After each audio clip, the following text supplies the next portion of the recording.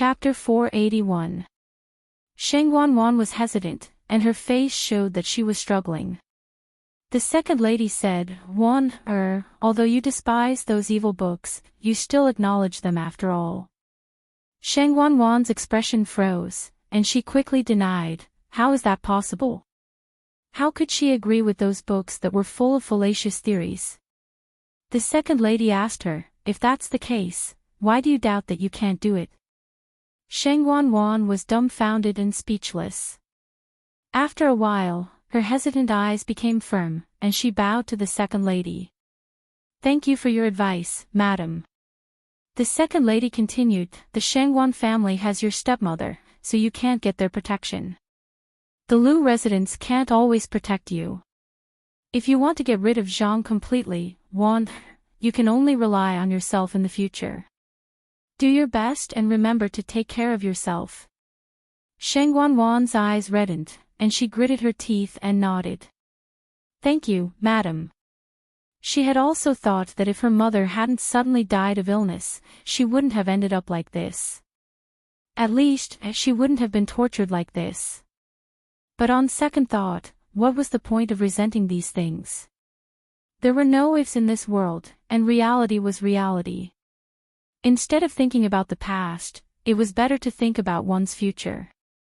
The second lady watched Sheng Wanwan leave and secretly shook her head.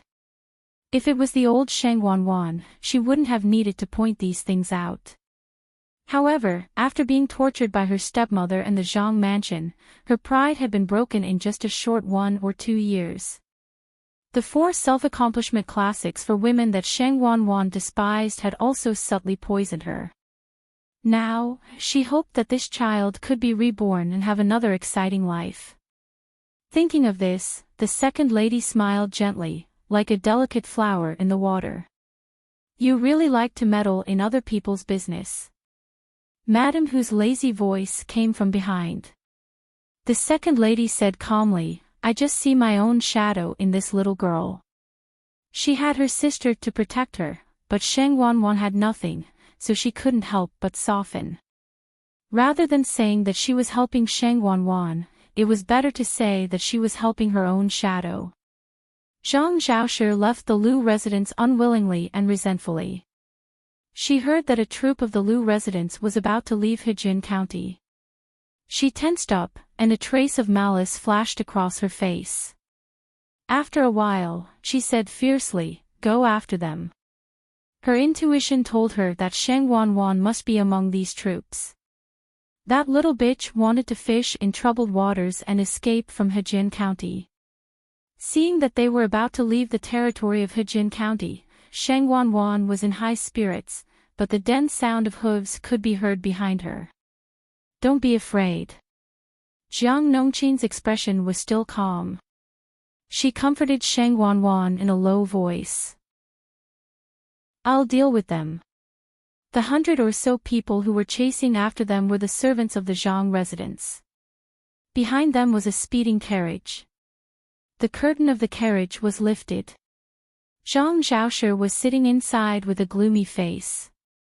Hand over the little bitch, Sheng Wanwan. Zhang Zhaoshi didn't care about the troops at all, because they were just servants and didn't even have the right to talk to her. Jiang Nongqin scoffed. She raised her hand and said in a hoarse voice, get into formation and face the enemy. As soon as he finished speaking, the troops, who were originally carrying heavy loads and hurrying on their way, formed a defensive formation as fast as they could. Hundreds of longbows were drawn and arrows were aimed at the people of the Zhang residence. Seeing this, Zhang Zhaoshi's face was so gloomy that ink seemed to drip out. Jiang Nongqin could be considered as half a disciple of Jiang Pingji. She would fight whenever there was a disagreement. If she could fight, she would never talk nonsense. Zhang Zhaoshi, who was weak in combat, could at most rely on the servants around her to act like a tyrant. Jiang Nongqin was not afraid of fighting with her fists. She asked Zhang Zhaoshi in a hoarse voice, Mrs. Zhang, is the person you're looking for here? Cold sweat broke out on Zhang Zhaoshi's forehead. She secretly held the crossbar of the carriage door tightly. Even if she felt that a group of servants would not dare to hurt her, the suffocating murderous intent still scared her. Facing hundreds of arrows that were pointed straight at her head, she felt that if her answer was not satisfactory, she might turn into a hornet's nest in the next second. She almost stopped breathing. She was afraid that the servants in front of her would harm her. In his heart, he was secretly angry. These servants of the Lu residence actually dared to be so arrogant. "Mrs. Zhang, is the person you're looking for here?" Jiang Nongqin asked again with a calm expression. After a while, Zhang Zhaoshi swallowed her anger and said with a twisted face, "No, I was wrong." When Jiang Nongqin heard this, a faint sarcasm appeared at the corner of her lips. She raised her hand and ordered the troops to put away their longbows. Zhang Zhaoshi looked at Nongqin's attire, and a trace of contempt flashed across her eyes. From her point of view, Nongqin was the most unladylike woman. She should be drowned in a pig cage and ridden on a wooden donkey. "Let's go." Jiang Nongqin ordered a troop to cover the rear in case Zhang Zhaoshi attacked from behind. The rest of the people retreated in an orderly manner. Sheng Wanwan waited at the rear with rapid breathing. Seeing this situation, she slowly breathed a sigh of relief.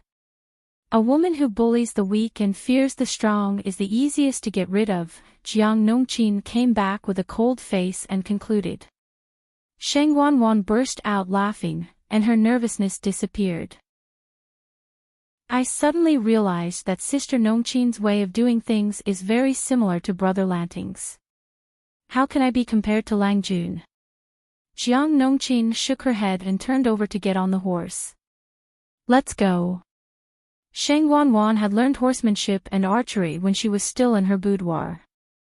Later on, when the kidnappers happened, the residents hired a martial arts teacher for her. She also knew martial arts, not to mention that she had stayed in the troops' camp for more than half a year. If she fought seriously, some of the male troops might not be her match. Of course, since Sheng Wanwan had never seen blood on her hands, she would definitely be the one to die if they fought to the death. The journey to the north was rather difficult. The surrounding refugees not only coveted their clothes and food, but also the women in the camp. When they were approaching the border of Wanzhou, even Sheng Wanwan had killed a few people. The situation is unstable. There is a war in the north. The Tsingyi army and the Red Lotus group are fighting fiercely. After more than half a month, the 2,000 troops had lost a lot of weight. Sheng Wanwan, who had always been pampered, had also lost weight. Her skin had darkened, but she had become much more capable. Sheng Wanwan had a saber hanging on her waist. She was dressed in clothes that could barely keep out the cold, and she wore a coarse cloak. Even so, most of the people who are implicated are innocent people. Sheng Wanwan's face was gloomy. She really could not relax in such a hellish scene. Along the way, the increasingly harsh and cruel reality taught her a harsh lesson. In the outside world, there were no luxurious clothes and no tall buildings. Corpses that died of illness or froze to death by the roadside were one after another. Birds that could not find food in winter fed on the corpses, and they would peck a complete corpse until it was broken. If the battles in the inner chamber were like needles hidden in silk floss, and the tongue was the most powerful weapon, then the battles in the outside world were different. There were too many factors that could threaten the lives of the common people.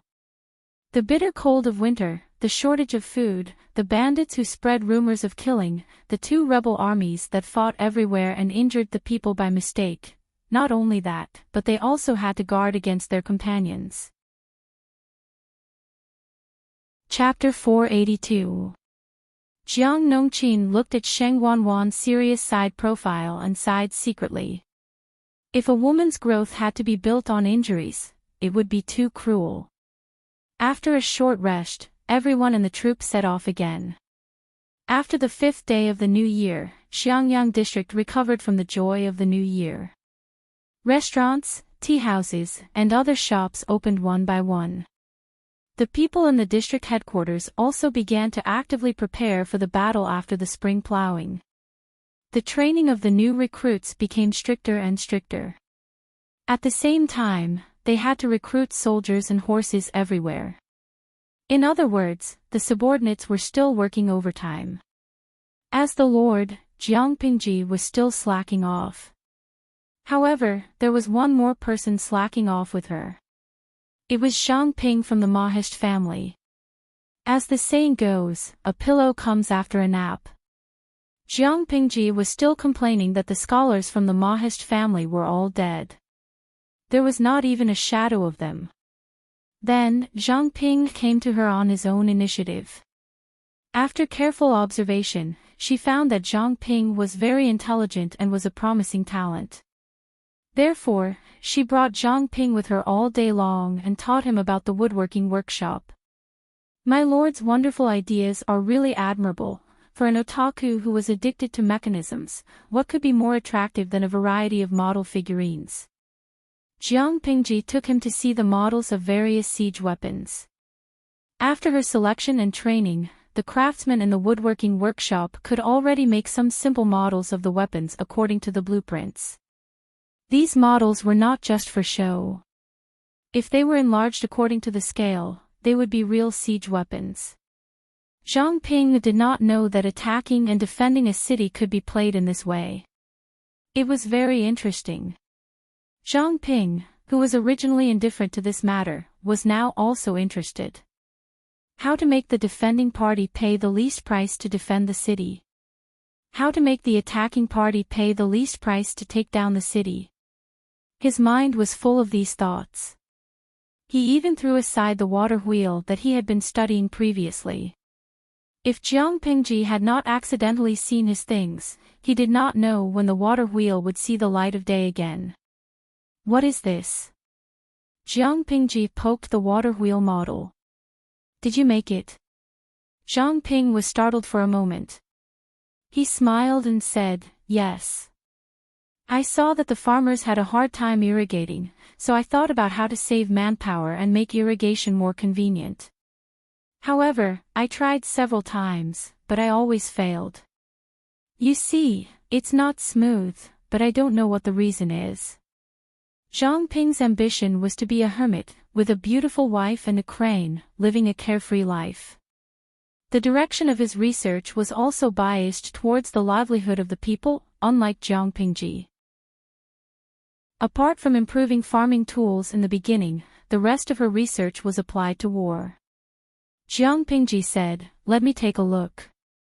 The water wheel was indeed a very bold design. To the viewers in the live broadcast room, it was very normal.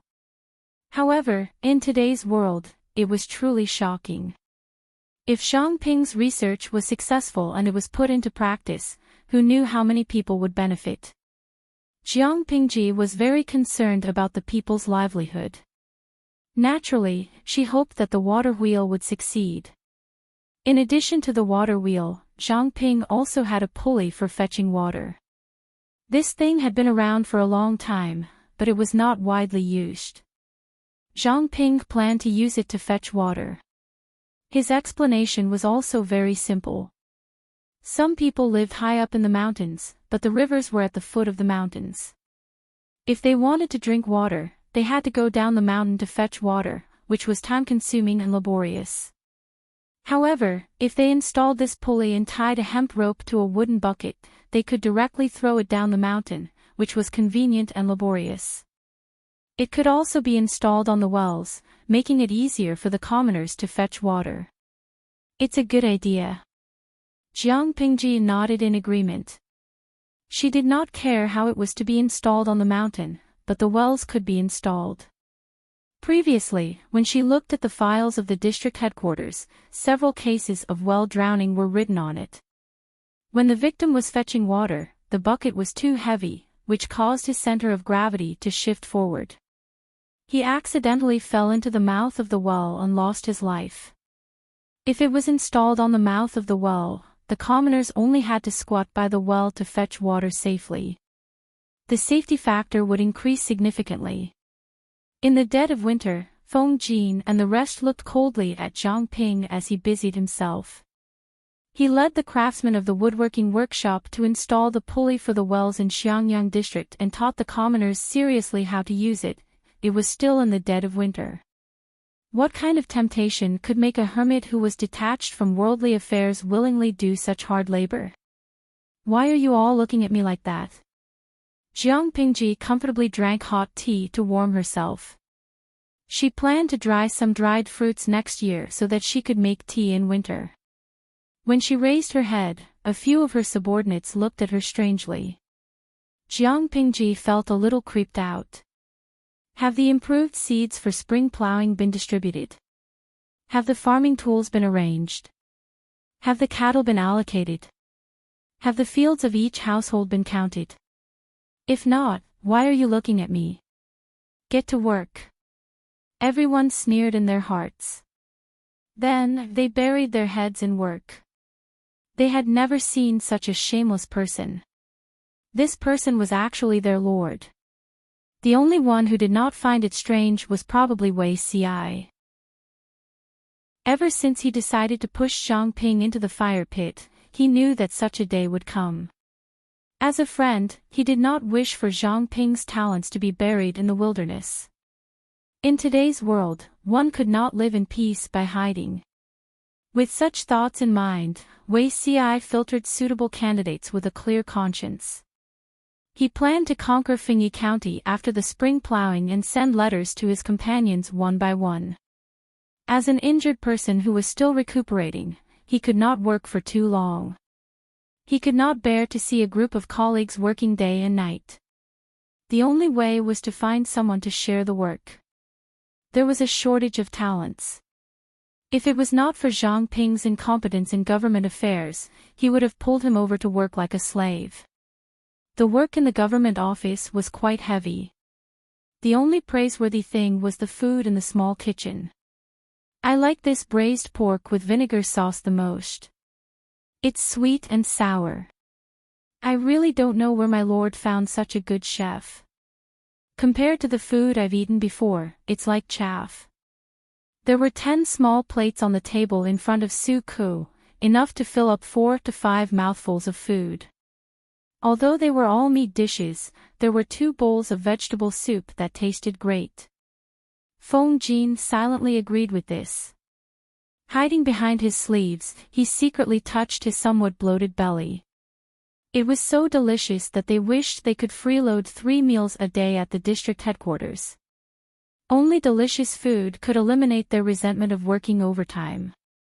Jiang Pingji's food was no different from that of her subordinates, but she had a large appetite. The amount of each meal was 3 to 4 times that of others. I suddenly thought of something, Jiang Pingji said. Why don't we secretly open a restaurant? Everyone was drinking tea to aid digestion after eating. When they heard that Jiang Pingji wanted to stir up trouble again, their nerves tensed up. However, Wei Ci gently answered, why did my lord have such an idea? Those in power should not compete with the people for benefits. Otherwise, if the government and the business combined, how could the people's businesses survive? If his lord took the lead in doing so, it would be difficult to suppress the trend in the future. Chapter 483. What did they think? Was there a need to ask this question? Jiang Pingji's suggestion was undoubtedly a divine weapon to increase their favorability. If favorability could be quantified, she might be able to see that the favorability of her subordinates had soared to the highest level of loyalty. No matter what happened in the future, they would not easily change their minds. Jiang Pingji thought about it and added, if we open a restaurant, we need waiters, people who do chores in the backyard, and shopkeepers who manage the restaurant. A medium-sized restaurant needs to employ at least 20 to 30 people. Orphans, widows, or those who are disabled because of the war can find a suitable position to support their families if they don't have a job. After all, if we ask them to farm, it's really difficult for them. Everyone was touched by Jiang Pingji's words. Wei Ci showed a dazed expression and fell into his memories. Fighting with the people for benefits was indeed criticized, but what if the money she earned was all used on the orphans of the war and the elderly who had no one to support them? And the soldiers who were disabled because of injuries, how would they make a living after leaving the battlefield? In Wei Si's memory, other than the person in front of him, it seemed that no feudal lord would take these problems seriously. Many feudal lords just handed matters over to their subordinates, just to fight for a good reputation of benevolence and love for the people. With a good reputation, their goal would be achieved. As for how the future would develop, they did not have the energy to care at all. This led to a period of time when the situation slightly relaxed. The silver allocated for retirement would be exploited layer by layer. In the end, only a few coins would fall into the hands of orphans and widows. But Her Majesty was different. She really did it. It was just that she did the best, but her reputation was the worst. Why was it like this? Wei Si looked at Jiang Pingji in a daze. Because this person's temperament was too casual and arrogant, she only needed to capture anyone who coveted this batch of pension money, and let the greedy person gather 10 times or even 100 times the amount of money to return. Her attitude was unyielding, and whoever dared to disobey her, without exception, would end up with their heads rolling on the ground. Unfortunately, these people had a glib tongue and were eloquent. They smeared her reputation behind her back. What about Her Majesty? My time is precious, I don't care to argue with ants. In this life, he would be the one to argue. While Wei Si was in a daze, Feng Jin had already bowed with his hands folded in front. My lord's action is a good deed. Jin will naturally support it with all my might. If the generals and soldiers unfortunately died in battle, their orphans and widows would have someone to rely on and provide for them. The disabled soldiers would also be able to make a living. If this is feasible, I believe the soldiers will be completely at ease and not have to worry about the future. This action was benevolent to Feng Jin and the others, but to Jiang Pingji, it was a matter of course. The soldiers were willing to risk their lives for her, so she naturally had to be worthy of their loyalty. Feng Jin and the rest were moved by Jiang Pingji's growth. The audience in the streaming room also started discussing it. Le Siji Lianming, I started following the live stream not long after it started. Looking back, the streamer has really grown a lot. It wasn't that the host wasn't good in the past, it was just that she was too tough and self-centered in the past. Now, she was becoming more and more like a benevolent ruler, more and more in line with what an excellent ruler should be like. For the people in troubled times, this was a blessing. Chijing Pokulai, I hope that when I'm old, I can still continue following the live stream with my grandchildren and tell them how outstanding the streamer is. Although she's just Jiang Pingji, she led a group of subordinates to conquer the world and gave the people a peaceful and contented life. He, live stream, you must not let us down. You are these beasts. If I were a commoner, it would definitely be a very happy thing to be protected by the streamer like this. Beauting, I believe that the streamer can become a true emperor, unprecedented and unsurpassed. Wangba Nianjing, I hope that in my lifetime, I can see my lord rule the world. The live stream room was full of praises. Even Jiang Pingji, who was as thick-skinned as the corner of the city wall, felt somewhat embarrassed. If that's the case, then I'll get someone to organize the menu. Jiang Pingji thought about it and said hesitantly, the income from the restaurant business is all used to provide for orphans and widows. In the beginning, the scale is small and the income is not high, so others naturally don't care about it. But in the future, with these unique flavors and dishes, I think the business of the restaurant will not be too bad, and the income will naturally increase. I'm a little worried. If the income was a few coins, who would care about it? But what if it was easily tens of thousands or hundreds of thousands of strings of coins? Jiang Pingji did not think that anyone would not be tempted. Li Yun was a little naive. From his point of view, no matter how good the business of the restaurant was, how high could the income be?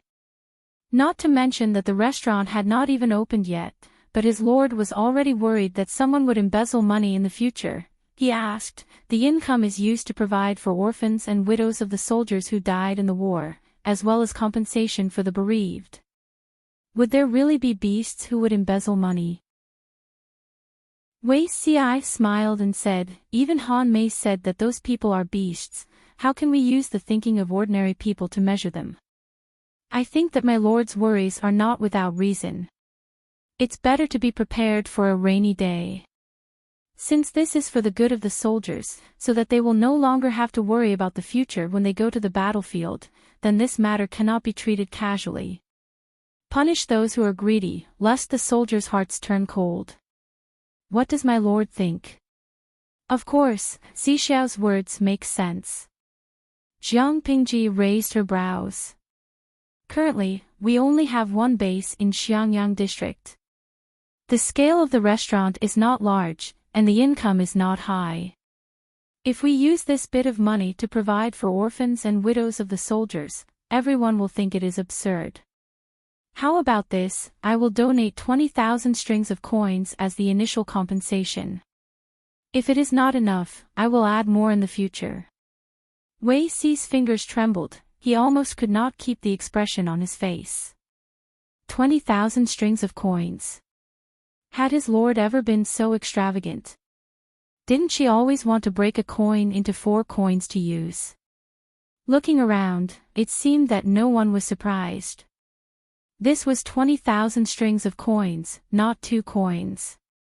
Others did not know, but Su Ke was very clear about how rich his lord's private treasury was. Not to mention 20,000 strings of coins, even if it was 200,000 strings of coins, she could still take it out. Sai, who asked the people of the North Borderline to be stupid, rich, and squandering. They were too rich, they were too extravagant, they were practically fighting to buy glass tea sets and jewelry, no one could stop them. Not only that, the business of wool products in Chongzhou was also not bad. In a short period of time, they had accumulated tens of thousands of strings of coins. The first batch of silver was mostly used for the construction of Xiangyang district, the purchase of rations, armor, and the manufacture of weapons. The second batch of silver was the one that truly entered the lord's private treasury. After receiving it, his lord generously gave each of her subordinates a big red packet. Even Feng Jin's family's Chongqing was given a 1-month gift. It was unbelievably extravagant. If there was a ranking list of the feudal lord's wealth in the future, his lord would probably occupy the top spot all year round.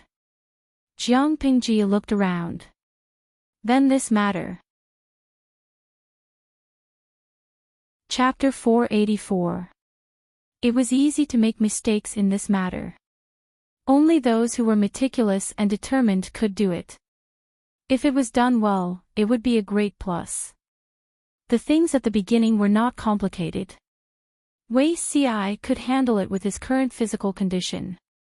When the workload increased in the future, his body would probably recover. More importantly, she felt that Wei Ci could be trusted. He had the ambition to rule the world. Money could not blind him. Wei Ci accepted it without hesitation. He was thinking of formulating a relatively complete compensation process. I will not let you down. Combining the experience from his previous life and the analysis and improvement in this life, he felt that he was the most suitable person to do this. Yes, remember to get Xiaoyu to approve the 20,000 strings of coins. Yes. Jiang Pingji did not value money. She often used her private treasury as the public treasury and left it to the accountant to manage. Su Ke did not know whether to laugh or cry at her attitude. Throughout the ages, which leader did not use the public treasury as his private treasury? His lord was capricious and reversed the roles. It was reasonable that Jiang Pingji did not feel distressed about the money. It came from the strong wind. Why would she feel distressed? Speaking of which, the North Borderline had already sold 4 batches of glass. Jiang Pingji felt that she could slow down and whet the appetite of the fat sheep. After the first month, the weather was still so cold. The entire Xiangyang district had an atmosphere of impending war.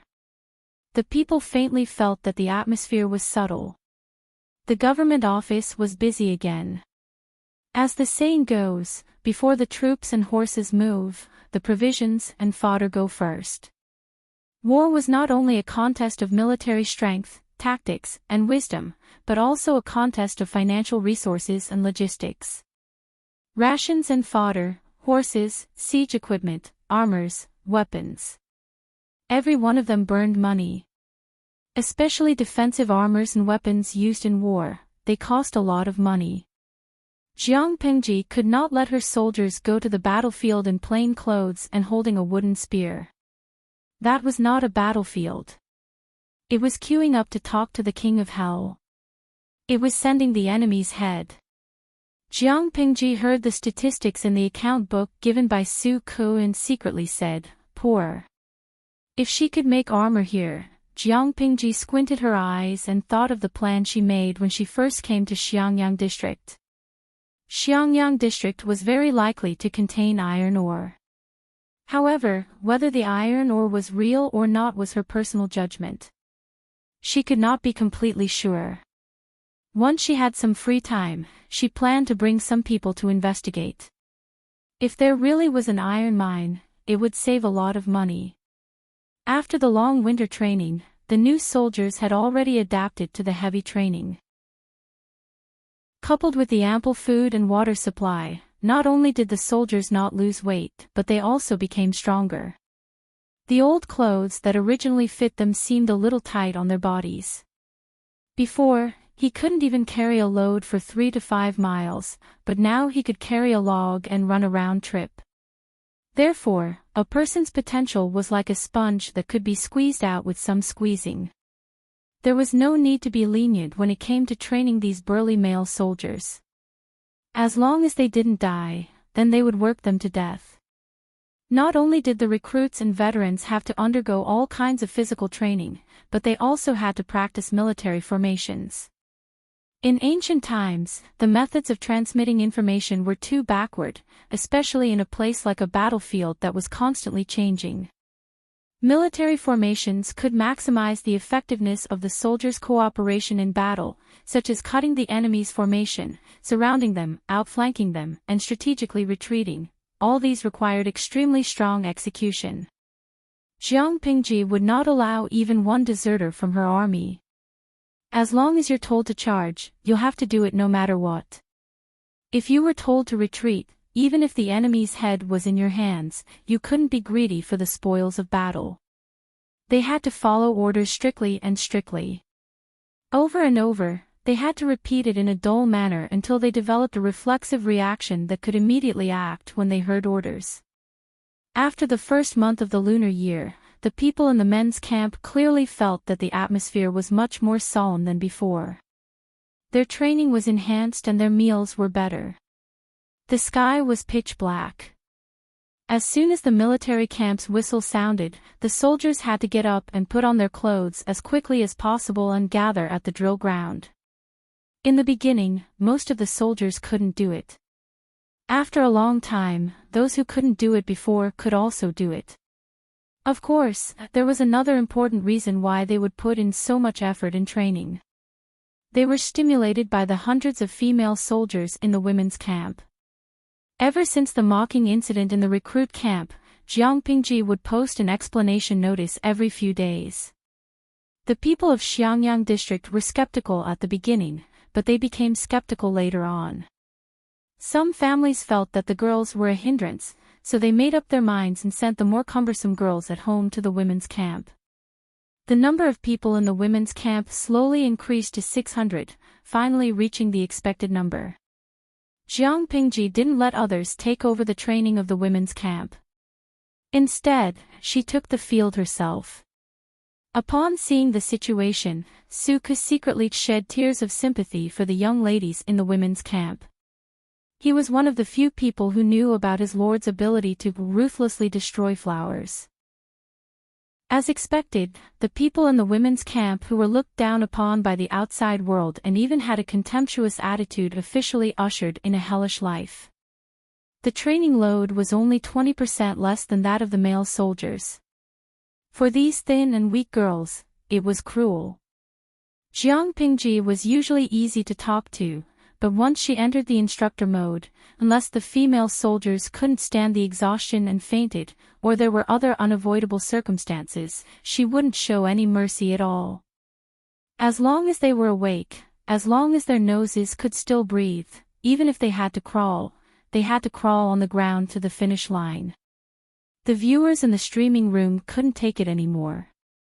Streamer, if you treat cute girls like this, be careful of the wrath of the heavens. Streamer V. When I entered the military school at the age of 5 or 6, the training I went through was heavier than this. In today's world, cute girls are used to be bullied. Without the ability to protect themselves, they can only become the playthings of others. If you pity them, it's not love but harm. If they suffer a little now, they will suffer less in the future. I love them, do you understand? If you love them, then train them to their death. This was Jiang Pingji's consistent dogma. Lo Si Ji Lianming, children don't understand the streamer's love, but they will understand in the future. Kizo Bupaba, although it's a little distressing, what the streamer said is also right. In troubled times, no one can protect anyone. If they don't want to be treated as a reproduction machine, an item to be bought and sold, or a reserve of food, these girls can only rely on themselves to work hard. Looking at the content of the streaming, almost all of them cried when they were kidnapped by their families. They were obviously abandoned by their families. Even if they didn't suffer with the streamer, they would still be tortured at home. Jean Tian Sanging, I hope they can learn something from the streamer. No matter how weak a grass is, it can still overcome the oppression of a stubborn rock. A group of girls ranging in age from 13 to 16 cried miserably while gritting their teeth to train. Long-distance running with weights was fine. They could still dawdle and slack off for a while on the way. Weapon training was miserable. If one's posture was not standard, Jiang Pingji would use a rolled-up whip to help correct it. Her attitude was extremely strict. Chapter 485. What was annoying was that after soaking in the medicinal herbs provided by the military camp, their muscles were no longer so sore. They couldn't even find an excuse to be lazy. It was still winter. If they didn't want to freeze to death, they could only keep exercising to generate heat. If they fell behind, they might be buried in the snow and freeze to death. Their lord also warned them that if anyone froze to death in the snow, she wouldn't be responsible. They could either lie down and freeze to death or grit their teeth and get up. No one wanted to die. Even ants wanted to live, let alone these young girls from poor families. Faced with the crisis of survival during training, everyone was full of energy and would occasionally help each other. If you help me this time, I'll help you next time. I promise to survive every dark day. With the increase in training, their appetite would definitely increase. Their appetite was like that of a kitten. Now, it was as if they were fighting to be reincarnated. Jiang Pingji's attitude toward the female soldiers was quite strict. It could even be considered harsh. The male soldiers felt chills down their spines when they saw it. Others couldn't bear to hurt them, but Jiang Pingji wouldn't go easy on them. Once she gave these young girls the illusion that they would get preferential treatment if they acted coquettishly and pitifully, they wouldn't really work hard. Instead, they would be fearless. Regardless of whether it was women or men, they all had a natural laziness in their bones. Jiang Pingji couldn't let this laziness sprout. Instead, she had to kill it in the cradle. Therefore, Jiang Pingji didn't show any mercy from beginning to end.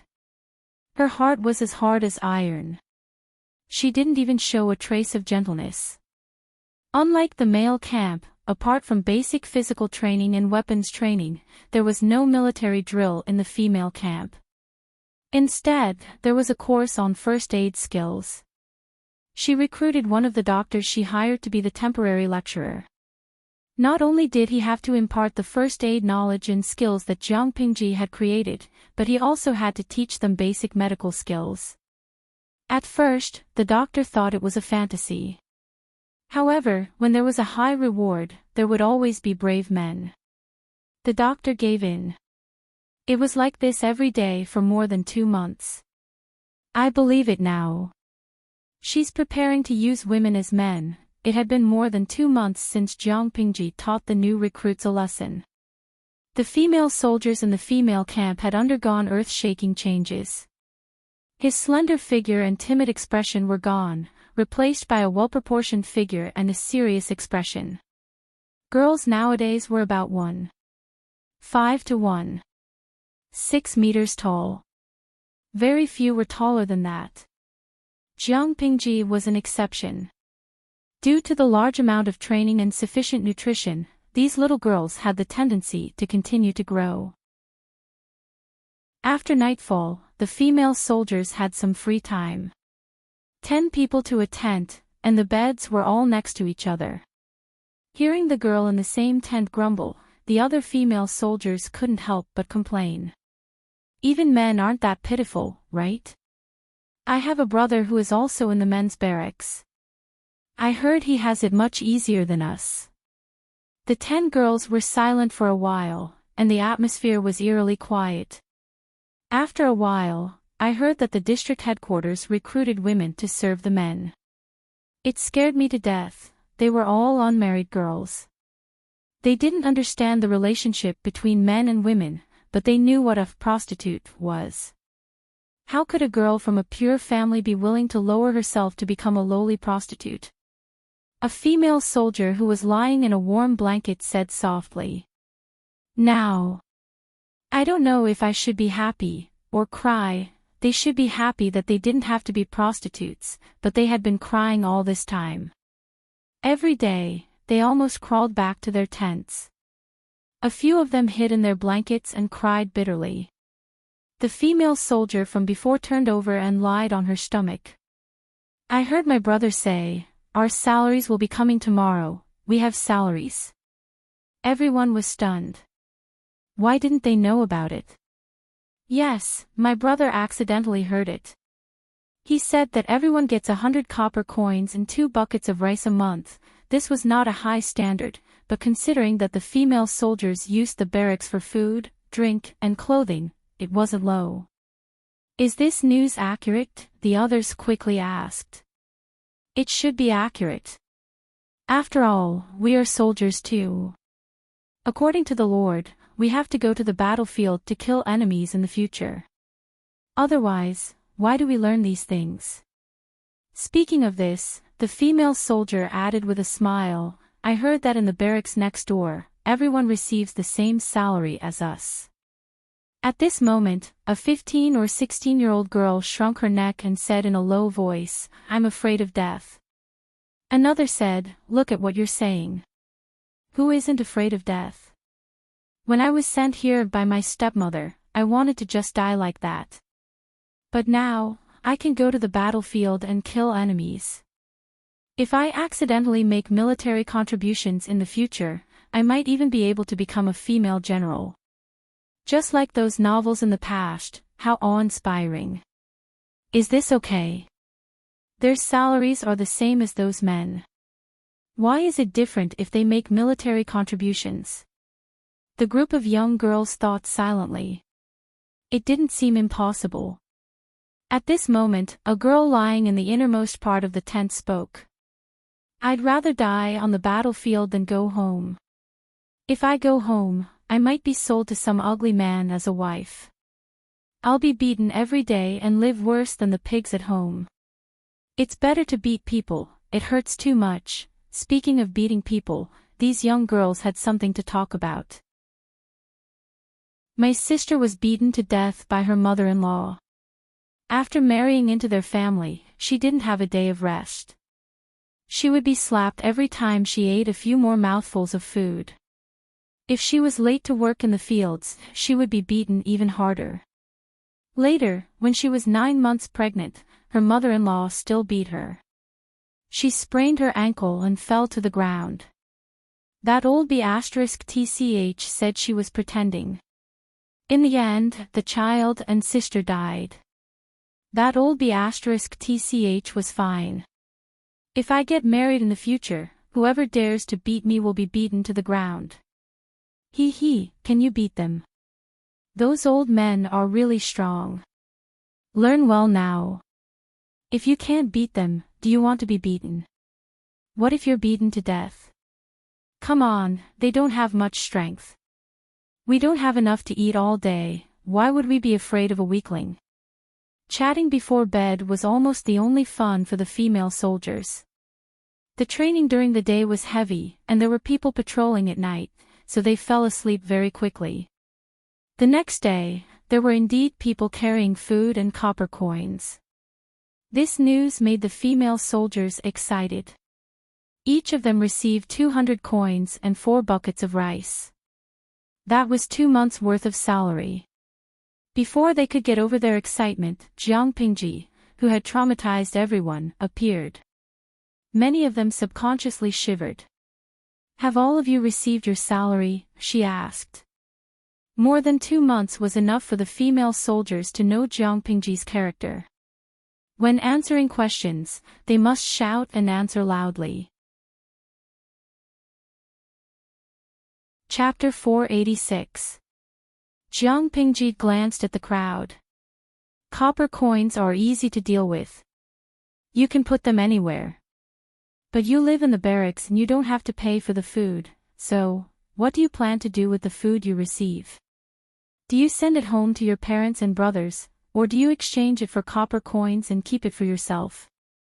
The crowd didn't understand what she meant, but the audience in the streaming room understood instantly. Liu Ciji Lianming, streamer, you're so bad. Jin Tian Siging, the streamer is up to something bad. She's alienating these female soldiers from their families. This batch of female soldiers were almost unwilling. They were seen as burdens and abandoned by their families and were forced to join them. At that time, these families thought that the girls were there to be prostitutes in the camp, but they still gave them away. It was clear what kind of people they were. Such coldness made even Jiang Pingji feel a little bitterly disappointed. Therefore, she wanted to know whether the fruits of the girls' hard training would be kept for themselves or given away selflessly.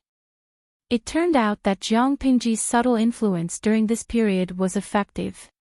Some stubborn female soldiers hoped to exchange the food for copper coins and keep it for themselves, but there were still more than 200 girls who chose to give their salaries to their families to help them. Jiang Pingji's eyes showed some interest. Those who chose to keep it for themselves, you did well. It's not unfilial. You just made the most correct decision. Jiang Pingji said leisurely, as for those who chose to help their families, you are very kind. I don't know how much merit your families have done in their previous lives to have such good daughters in this life. It's a pity that they didn't cherish you. You'll walk your own path in the future. Let's start today's training. The female soldiers were still anxious, but when they heard Jiang Pingji's words, they had mixed feelings. When she said the training would start, they tensed up one by one. The morning and the first 2 hours of the afternoon were physical training to learn how to defeat the enemy. The rest of the time was to learn first aid from the doctor. From that month onward, there would be an assessment every 10 days. Those who failed would have a part of their salaries deducted, while those who performed well would be rewarded. Under such encouragement, no one dared to take it lightly. Paw! The wooden spear in the female soldier's hand fell, and a numb feeling came from her wrist.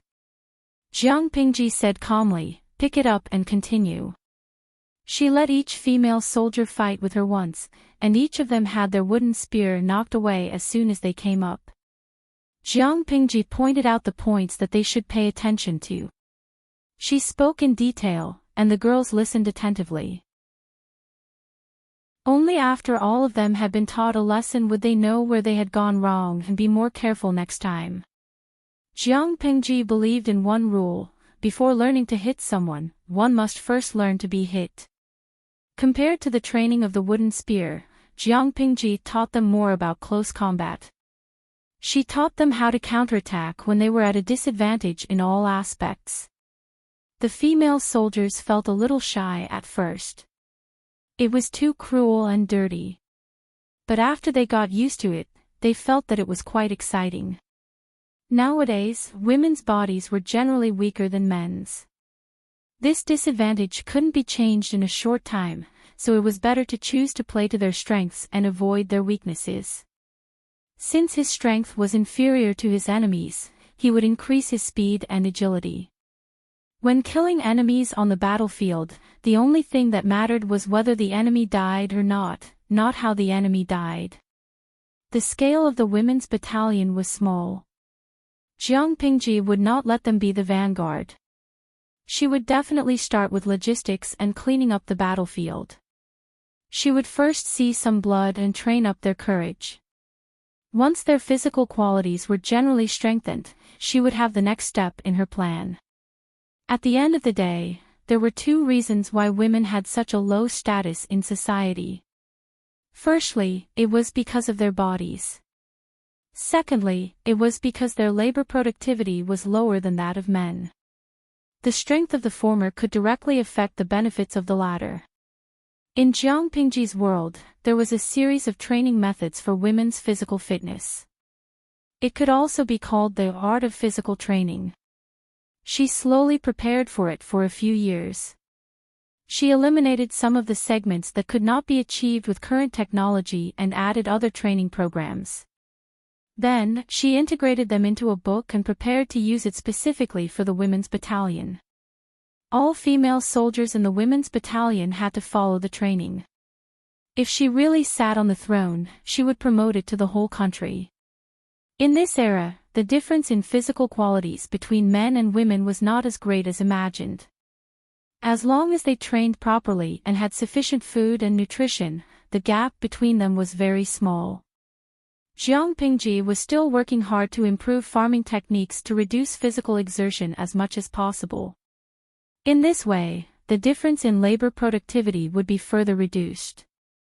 The only thing that was troublesome was that women had their menstrual periods every month. The gestation period was as long as 10 months. In addition to postpartum recovery, a year passed in the blink of an eye. On the other hand, men did not have such worries.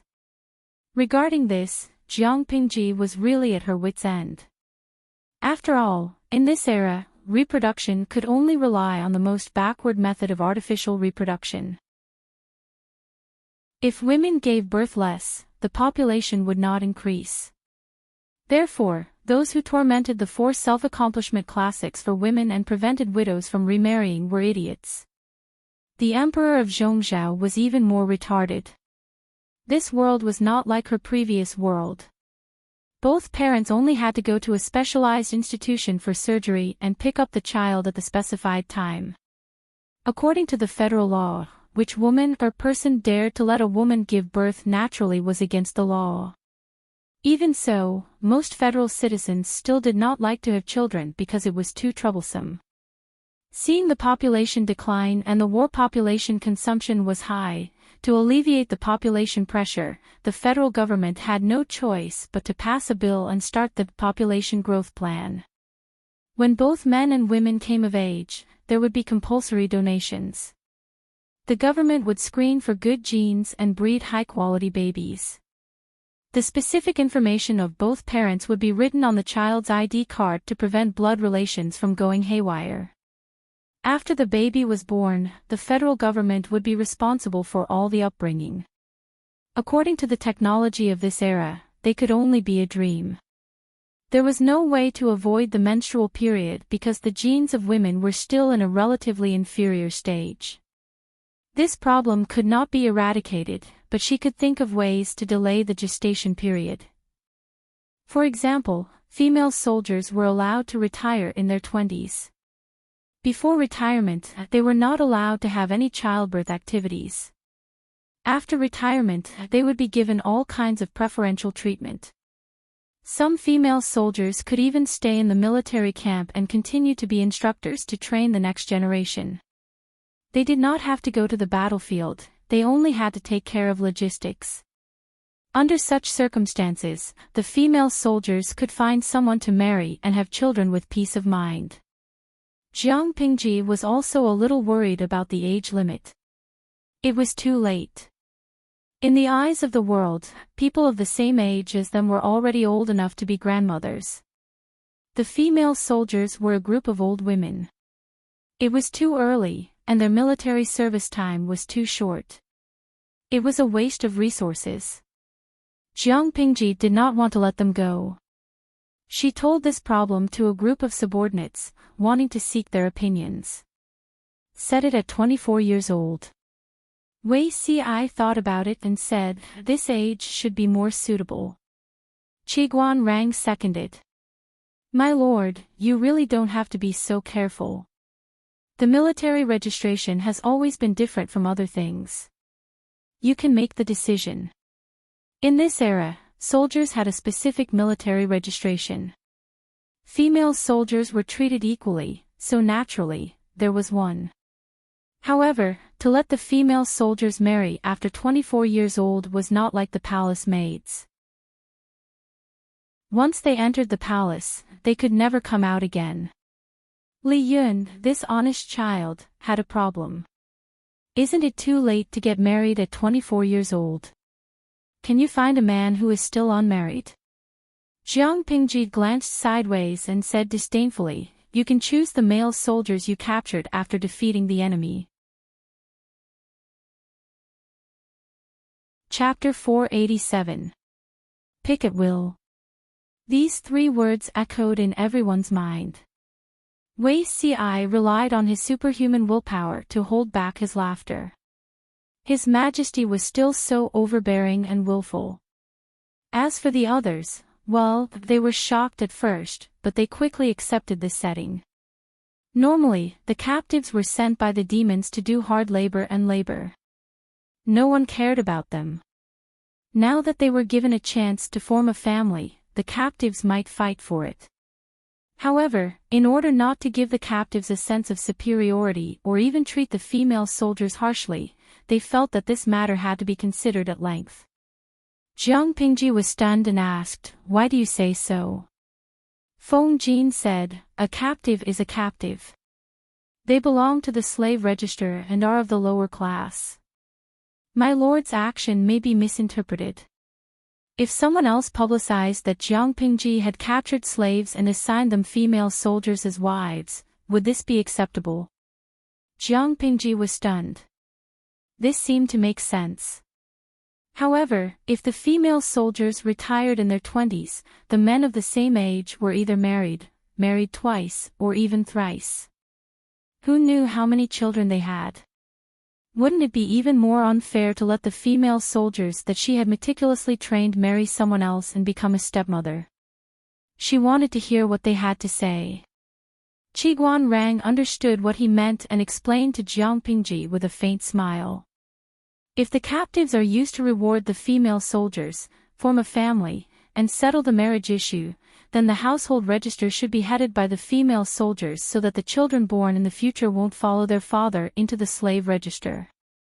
If we don't do this, my lord's painstaking efforts will be in vain. Feng Jin said, Wenjing's words are what I mean. Jiang Pingji was dumbfounded. Her subordinate suggested to let the female soldiers be the head of the household register. What did this mean? It meant that the children born in the future must follow the female soldiers, including their surnames. She never thought that her subordinate would be so open-minded. She didn't even have the confidence to propose this. The viewers in the streaming room were so surprised that they threw away the melon in their hands and typed furiously to express their shock. Jin Tian Jigging, damn, streamer, go and confirm if Qiguan Rang has been transmigrated. He has such advanced thinking.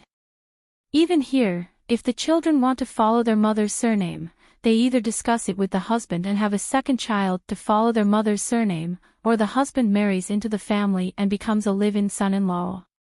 Tudu fecho, I feel like I'm watching a fake live stream. How could ancient men be so open-minded? Sumiran Zaiwo Xiao, there must be something wrong with my ears. How could Uncle Chiguan Rang say something like that? Liu Ciji Lianming, #despise. What's there to be surprised about? On the contrary, I think their thinking is very normal. They haven't broken away from the constraints of this era. First of all, they didn't see the captives as people. The captives were used to reward the female soldiers. Do you know what a reward is? They were just objects. Under such circumstances, the children born by the female soldiers followed the man's household registration. This behavior was very humiliating. In the end, were they using female soldiers to reward the captives, or were they using the captives to reward the female soldiers? The meaning of the two was completely different. Therefore, there was nothing wrong with suggesting that female soldiers should be the head of household registration. Gui Kaigua Fengshao, although I understand what you mean, I'm still shocked. Xingxing Big Boss Calais, thank you for your explanation. But I have a question. What if the captive has an affair? Defeated by you, tisk, cheating. Wasn't there a crime of adultery in ancient times? The streamer also emphasized severe punishment. You should worry about whether the captive's husband will cheat and whether the female soldiers will beat him to death. You shouldn't worry about whether the wife will seek death if the husband cheats. According to their conclusion after watching the live stream for a long time, in this era, killing a prostitute was not considered murder. On the contrary, once the prostitute was discovered, both men and women would have to bear great punishment, especially when the streamer deliberately increased the punishment. They believed that the female soldiers taught by the streamer were definitely not weak girls. Ahem, that's a good idea. Think about it again and come up with a regulation. Inform the female battalion in 2 days. Jiang Pingji was best at making a start and then throwing the matter to her subordinates. Feng Jin and the others secretly sighed. Sure enough, it was like that again. 3 days later, everyone in the female battalion received a draft notice. Among them were 1 or 2 girls who used to be rich. However, they were too young and could not keep their family property after their families broke up. Instead, they were sent to the brothel by their relatives. Of course, now that she knew it was not a brothel but a proper soldier, she was relieved. In addition, she knew how to read, so she was quickly promoted. In her free time, she taught the female soldiers how to read. She read the contents of the notice word by word. Everyone's mood was like sitting on a roller coaster, going up and down. Hearing that they had to be 24 years old before they could get married and that they were not allowed to get married before that, everyone's faces turned pale. At the age of 24, people of the same age could prepare to be grandmothers, but they were still old ladies who could not get married. Many of them were worried about the rest of their lives and felt very sad. However, not long after, there was a turn of events. This is true. Can we really choose a husband? Corporal, look again. Is there a mistake? How can it be so absurd? Although they said it was absurd, their pair of black grape-like eyes were sparkling. They were eager to try it out. The corporal who could read nodded and said, "There's no mistake. What's written on it is true." They did not have to worry about not being able to get married at the age of 24 or marrying an old man to be a stepmother. They could choose a husband from among the captives and bring him home to have a child. The child would have to take their surname. If that was the case, what would they have to worry about in the future? They were soldiers and received a monthly salary. If they saved it until they were 24 years old, it would be a considerable sum of money. They could buy a few acres of land and live comfortably as a wife. It would be wonderful. If they made great contributions in the past few years as soldiers, they might be promoted and live comfortably without farming. These were secondary. What touched them the most was that as the owner of the household register, the child would take their surname. One of the female soldiers said silently and secretly blushed. If that's the case, that's great. The contents of the notice were indeed a little shocking. But thinking about it carefully, it was all for their future.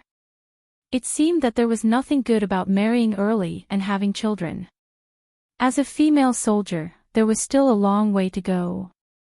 Fortunately, Xiangyang district was located in the north. These young ladies did not know about the 4 self-accomplishment classics for women. With regards to this rebellious notice, other than a little fear, they were all eager to try it out. They could not wait to go to war now. If they made military contributions, their future would be miserable. Chapter 488. The effect of the notice was huge. Looking at the group of female soldiers holding their breath to train, Jiang Pingji raised her eyebrows. She silently adjusted the training and increased the intensity. Another 10 days passed. The snow and ice melted. The wasteland that had been cleared last year could be prepared for farming. Plowing fields, farming tools, cattle, and improved seeds have all been distributed. Xiangyang district gradually became lively. Everywhere was bustling with activity. Farmers could be seen working hard in the fields. Because the use of improved farming tools has been taught early on, it's easier now. Using the improved farming tools, the people were surprised to find that the farming efficiency was much higher than before. After plowing an acre of land, they didn't feel as tired as before. At a time when the war in the north was at loggerheads, such a flourishing scene made many people sigh with emotion. It was probably the only one in the whole north. Before the spring plowing, according to tradition, a spring plowing ceremony was held. The district magistrate was the host. Jiang Pingji did a lot of homework. She seriously memorized all the procedures. Originally, she only needed to put on a show and pose. The other steps would naturally be taken by someone else. However, she was stubborn and didn't like to fake it. She did it herself during the spring plowing ceremony. She carefully plowed an acre of land. Whether it was the depth of the plowing or other aspects, she was not inferior to the experienced farmers. The onlookers let out enthusiastic exclamations. Jiang Pingji won the applause of the crowd. My lord is still so serious and meticulous. Suku had already changed out of his formal Confucian robes. He wore a brown hemp garment. His trousers were rolled up to his knees. He looked like a farmer. Feng Jin was dressed neatly. He was the host of the spring plowing ceremony. He raised his eyebrows and asked with a smile. Why didn't I know that my lord's farming skills are so good? Changxing followed her mother out to watch the spring plowing ceremony. She saw her father's shadow and vaguely called out, "Father." She was dressed up like a lucky doll for the new year. Cold, cold. Father. Father, the little girl raised her little chubby finger and pointed at Feng Jin. As she shouted, saliva hung from the corner of her mouth. The clever Changxing called him father for the first time after the New Year's banquet. After that, her speech became clearer. Wei Jingxian pursed her lips and chuckled. She carried Changxing, who had become much heavier, and walked towards Feng Jin. When the lord was in Hejian County, he learned it from an old farmer, Su Ku replied. He turned his head and said, Huayu, your daughter is calling for you. Feng Jin smiled and said, Jin will go take a look. Looking at the happy family and thinking of his lovely wife who was far away in Hejian County, Su Ku felt a little envious. After the spring plowing ceremony, this year's spring plowing officially began, and the intensity of training suddenly increased. Sending troops to Fingyi County to deal with the Tsingyi army. There was a plan that had been made last year. Once the Lord had a firm foothold in the north, he might be able to bring Xuanmei over. At that moment, Jiang Pingji climbed up from the field barefooted.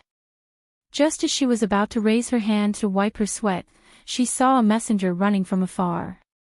She raised her hand to wipe her sweat and accidentally got some muddy water on her face. She asked the soldier, "What happened?" The messenger replied, "My lord, there are more than 2,000 people outside the west gate.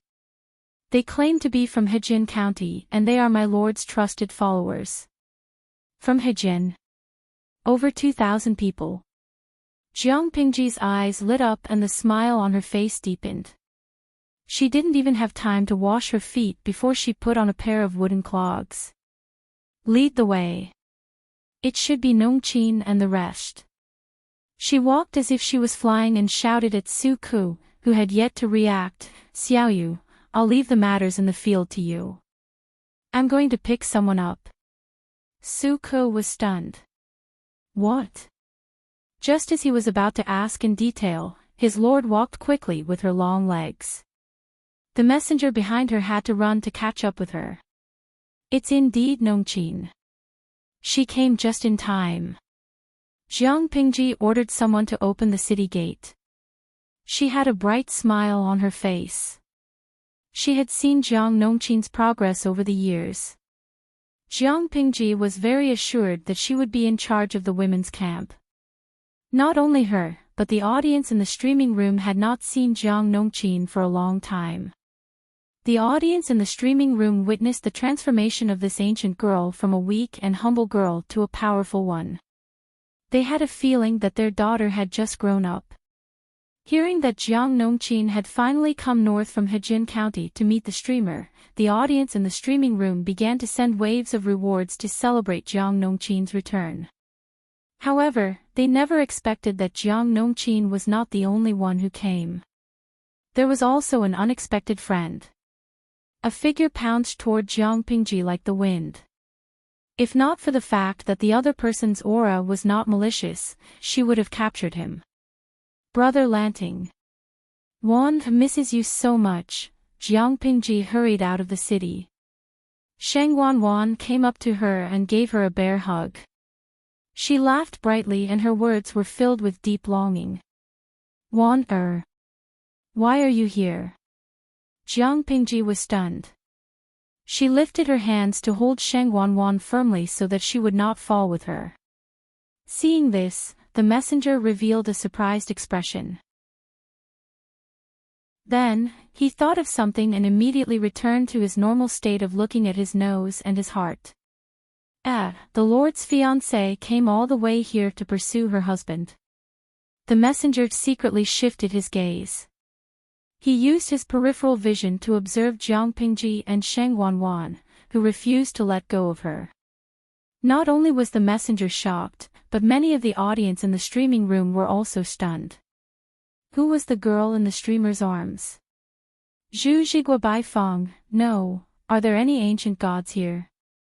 Tell me who this girl is.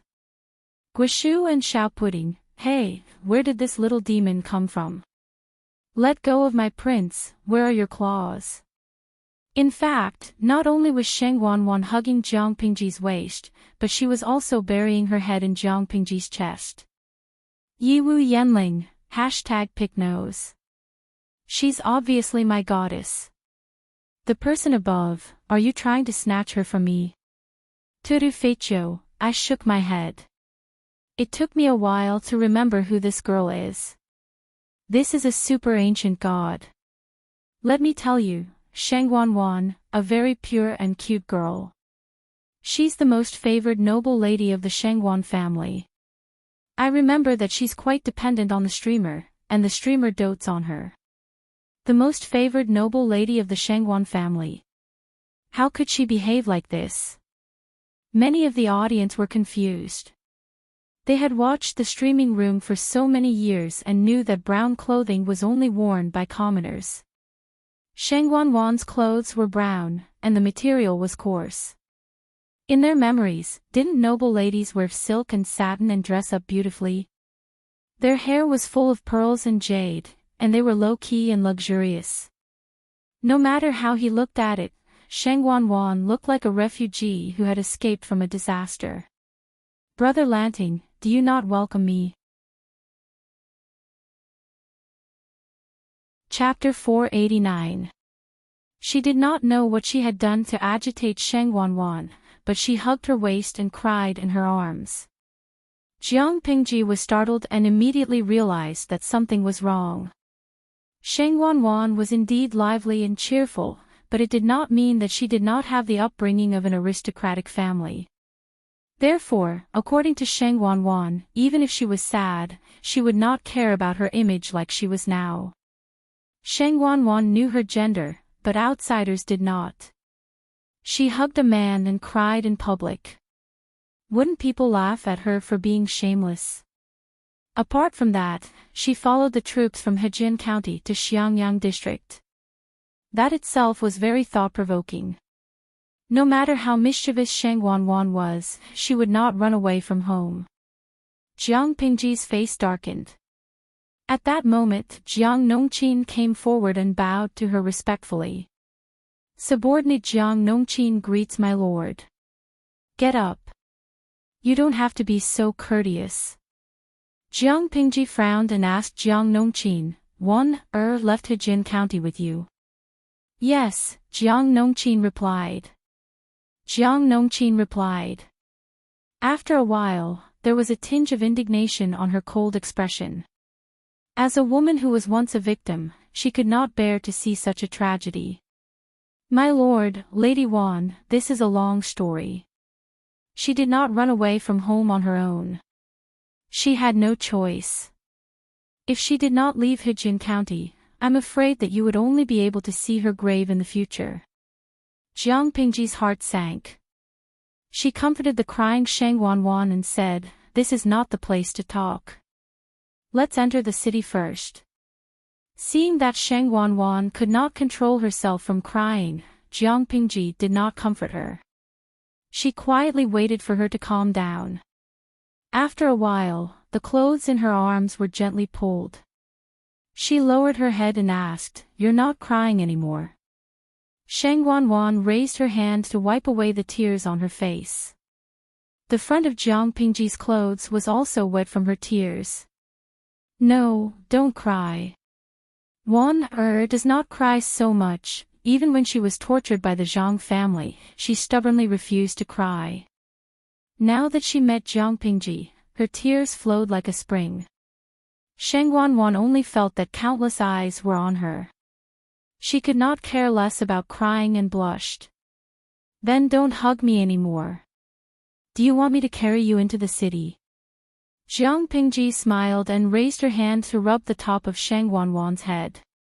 As soon as she rubbed it, she realized something was wrong. She frowned and a bold guess flashed through her mind. She deliberately maintained a calm expression and asked, why did you cut your hair?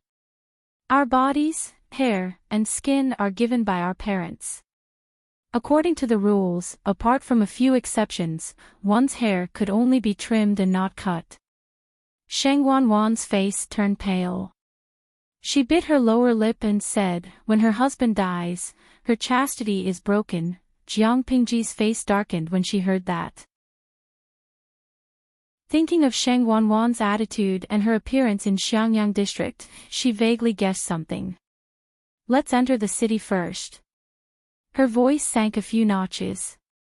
Jiang Nongqin followed Jiang Pingji into the district headquarters, dressed in a professional attire. After a long time, Kacha, the sound of a table shattering came from the back hall. Qiguan Rang could not help but frown. After a while, his lord's suppressed anger could be heard from the back hall. Qiguan Rang was startled. Which idiot had angered his lord? Shang Wanwan felt embarrassed when she saw Jiang Pingji's anger. She spoke softly.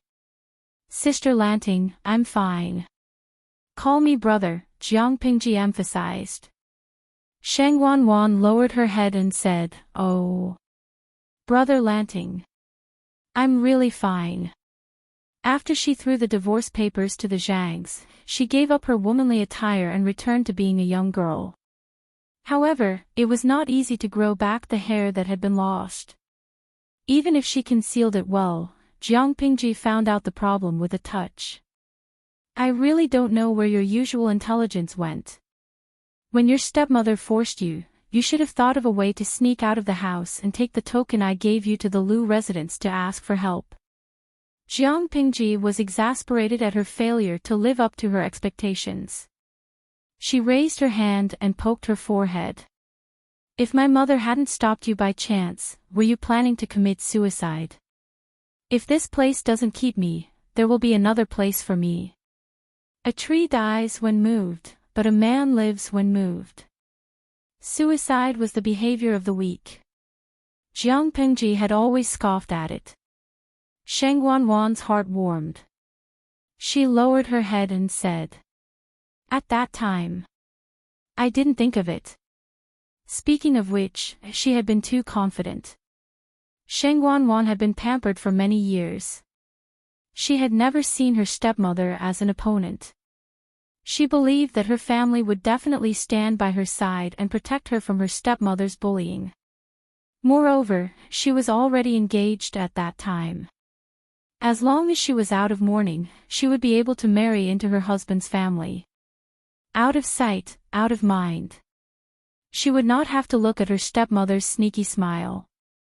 However, she had not expected that one miscalculation would cause her to lose everything. Having a stepmother meant having a stepfather. This saying was true. Her stepmother was also powerful. She was gentle and considerate. She was willing to be lowly and humble. She was so humble that Sheng Wanwan looked down on her. She really suspected that her stepmother was from a noble family and not a brothel. However, this attitude catered to her grandmother's and father's preferences. She slowly drew away the two most important supporters of the family. Her future mother-in-law was also instigated by her and forced to break off the engagement. Sheng Wanwan, a proud daughter of the heavens, became a joke. Now that he thought about it, this stepmother was quite formidable. She was like a black widow, weaving a poisonous net and quietly waiting for the prey to fall into the net. When the prey struggled until it had no strength and was on its last breath, she would suddenly make a move, skin the prey, and swallow it into her stomach.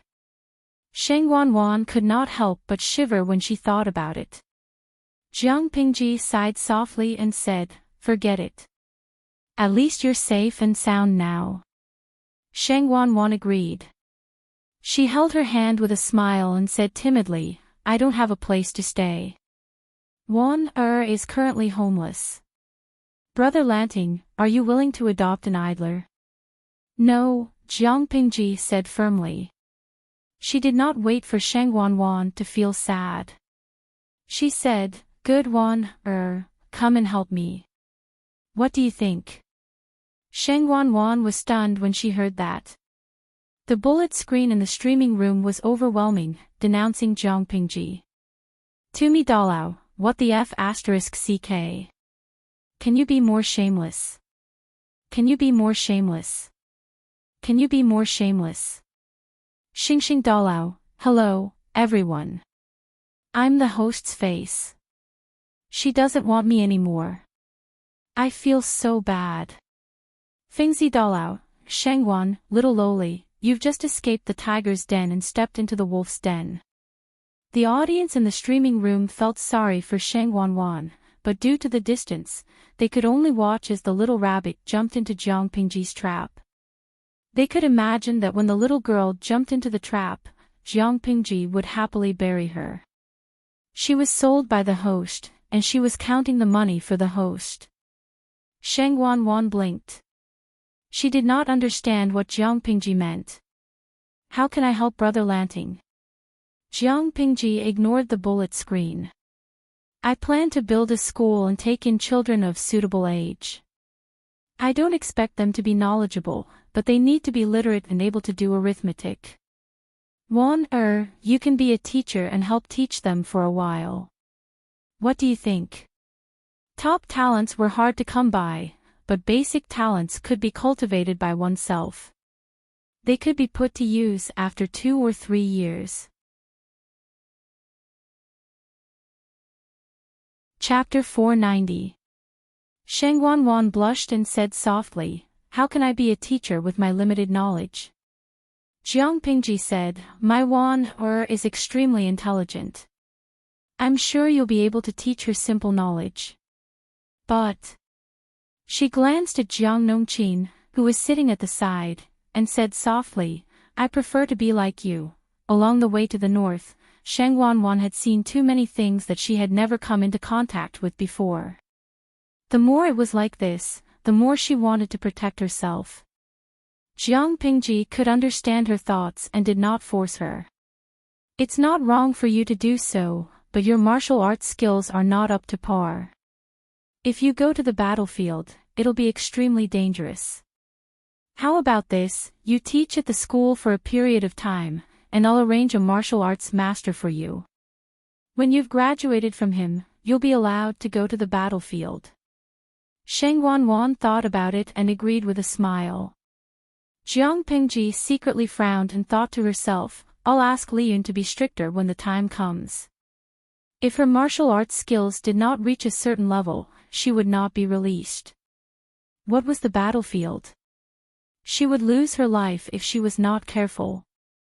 Sheng Wanwan still needed time to grow. After catching up, Sheng Wanwan could not help but think of the streets and houses she saw along the way. She thought about it and sighed. "I followed the troops all the way from Hejian to Xiangyang, so I know how chaotic the situation in the north is. Under such circumstances, the people under your rule can still live and work in peace and contentment, and the spring plowing scene is extraordinarily lively. Sigh, the people of Xiangyang are blessed to have such a good official like Brother Lanting." Jiang Pingji did not know whether to laugh or cry. "You're flattering me. My bones are going to turn soft from your flattery." She instructed the small kitchen of the district headquarters to prepare a meal for Sheng Wanwan and Jiang Nongqin. The two of them did not eat anything good along the way. Usually, they barely managed to make do with a meal of cold and hard rations mixed with boiled snow water. Now that they smelled the tempting aroma of the delicacies, they did not care about their image and ate to their heart's content. Jiang Pingji went to the government office and asked someone to call Li Yun over. "I've taken you in as a disciple," she said. Li Yun was stunned and quickly shook his head. "I'm not good at martial arts, how can I be a teacher?" Jiang Pingji said, "I'm not asking you to take up the post now. We'll talk about it after we've conquered Fengyi County. Now, you just have to prepare for the battle with peace of mind. Once the preparations are complete, we can go to war. As for Warner, she is a good student who is eager to learn. You can just go to the school occasionally to give her some pointers. I forgot to tell you that I gave Warner the task of being the teacher of the academy." School. Li Yun couldn't react in time. Qiguan Rang was stunned as well. Since when did Xiangyang district torment the school? Jiang Pingji crossed her arms in front of her chest and added, "The academy was a last-minute decision I made. I didn't have time to discuss it with you." To be precise, she had only decided to start building a school when Sheng Wanwan appeared. Qiguan Rang and Li Yun were speechless. It was tiring to be a subordinate with such a master who could do whatever she wanted. Qiguan Rang knew that Jiang Pingji often stirred up trouble, but he also knew that she was not a careless person. Every move she made was carefully considered. He asked in surprise, "Why does my lord want to build a school?" Jiang Pingji turned her head and asked, "Don't you think we have too few people we can use?" Li Yun scratched his head and asked honestly, "But, can't we recruit people? It's not easy to build a school, right?" Jiang Pingji secretly rolled her eyes. Other matters could be delayed, but the school was related to the long-term development of the future. How can the people we recruit be as loyal and reliable as the people we nurture? I, your lord, am alone and powerless now. I may not even be interested in the truly virtuous talents. Jiang Pingji laughed and said, do you know how Xiangyang district was built to its current state? Ask Wenjiang and the rest and you'll know how tired it was before the new year. If we can nurture a batch of useful people, we can save a lot of effort. Talents, no matter when it was, could never be too much. Jiang Pingji said again, they don't have to learn well, nor do we need them to be knowledgeable. It's fine as long as they can read and do accounting. When there were enough basic talents, she planned to start nurturing elite talents. The former was time-consuming and had quick results. The latter took a long time, but it was beneficial for future development. She understood that the prosperity of a country could not do without a large number of basic talents. What's more, there was a lack of elite talents to be the brains. It was just that it was too early to think about this. She planned to take it one step at a time. Qiguan Rang immediately figured out the crux of the matter. Indeed, they did not lack top-notch talents now. They only lacked useful basic talents. Only when the foundation was solid could they build a higher building. But, if they were to build a school, there would definitely be more than one room. The scale should be larger than ordinary private schools. How much would they need to invest? Suddenly, Qiguan Rang felt sorry for the poor Su Ku. If his lord really built a school, Su Ku had to make a budget. Li Yun asked, then, my lord, when will the school be built? Jiang Pingji thought about it and said, after we conquer Fengyi County. Some spies went there to investigate the situation. The Tsingyi army really do not know how to manage. They are as stupid as pigs. Not to mention that half of the population of such a large county has been lost, it is so desolate and barren that it can't even compare to a small county. To restore it to its former state, it will take at least half a year, at most a year. When Fengyi County is stabilized, we will be considered to have a firm foothold. Her current official position was only that of a district magistrate. Logically speaking, she needed the permission of the Dongqing royal family. But it did not matter. Whoever had the bigger fist had the right to speak. The district magistrate of Fengyi County could curry favor with the Tsingyi army. Naturally, he would listen to her obediently. When Feng Jin and the rest returned, Jiang Pingji specially held a barbecue party. When everyone realized that there were 2 more women at the table, they could not help but be stunned. What the hell was this? Feng Jin looked at one of them and felt that she was vaguely familiar. It was as if he had seen her somewhere before. This is Jiang Nongqin. From now on, she will be in charge of everything in the women's camp, Jiang Pingji said. Luo Yue and Li Yun were stunned. Then, their gazes fell on Jiang Nongqin at the same time. They thought to themselves, is this maiden Jiang? Including the female troops that Jiang Nongqin brought, the number of women's camp had already exceeded 1,200 people. With the addition of some people, they could barely be considered as a battalion and could be treated as an independent combat unit. According to the current rules, the commander of such a scale could be called a general or a captain. Their lord actually appointed a woman as a general. On the other hand, Meng Hun congratulated Jiang Nongqin. She replied with a smile, from now on, please give me more pointers, coach.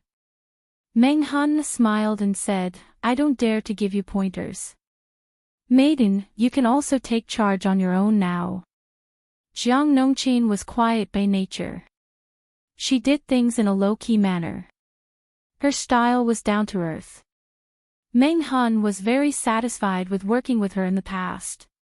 He had a very good impression of her. Jiang Pingji's gaze fell on Shang Wanwan. She said, this is Shang Wanwan.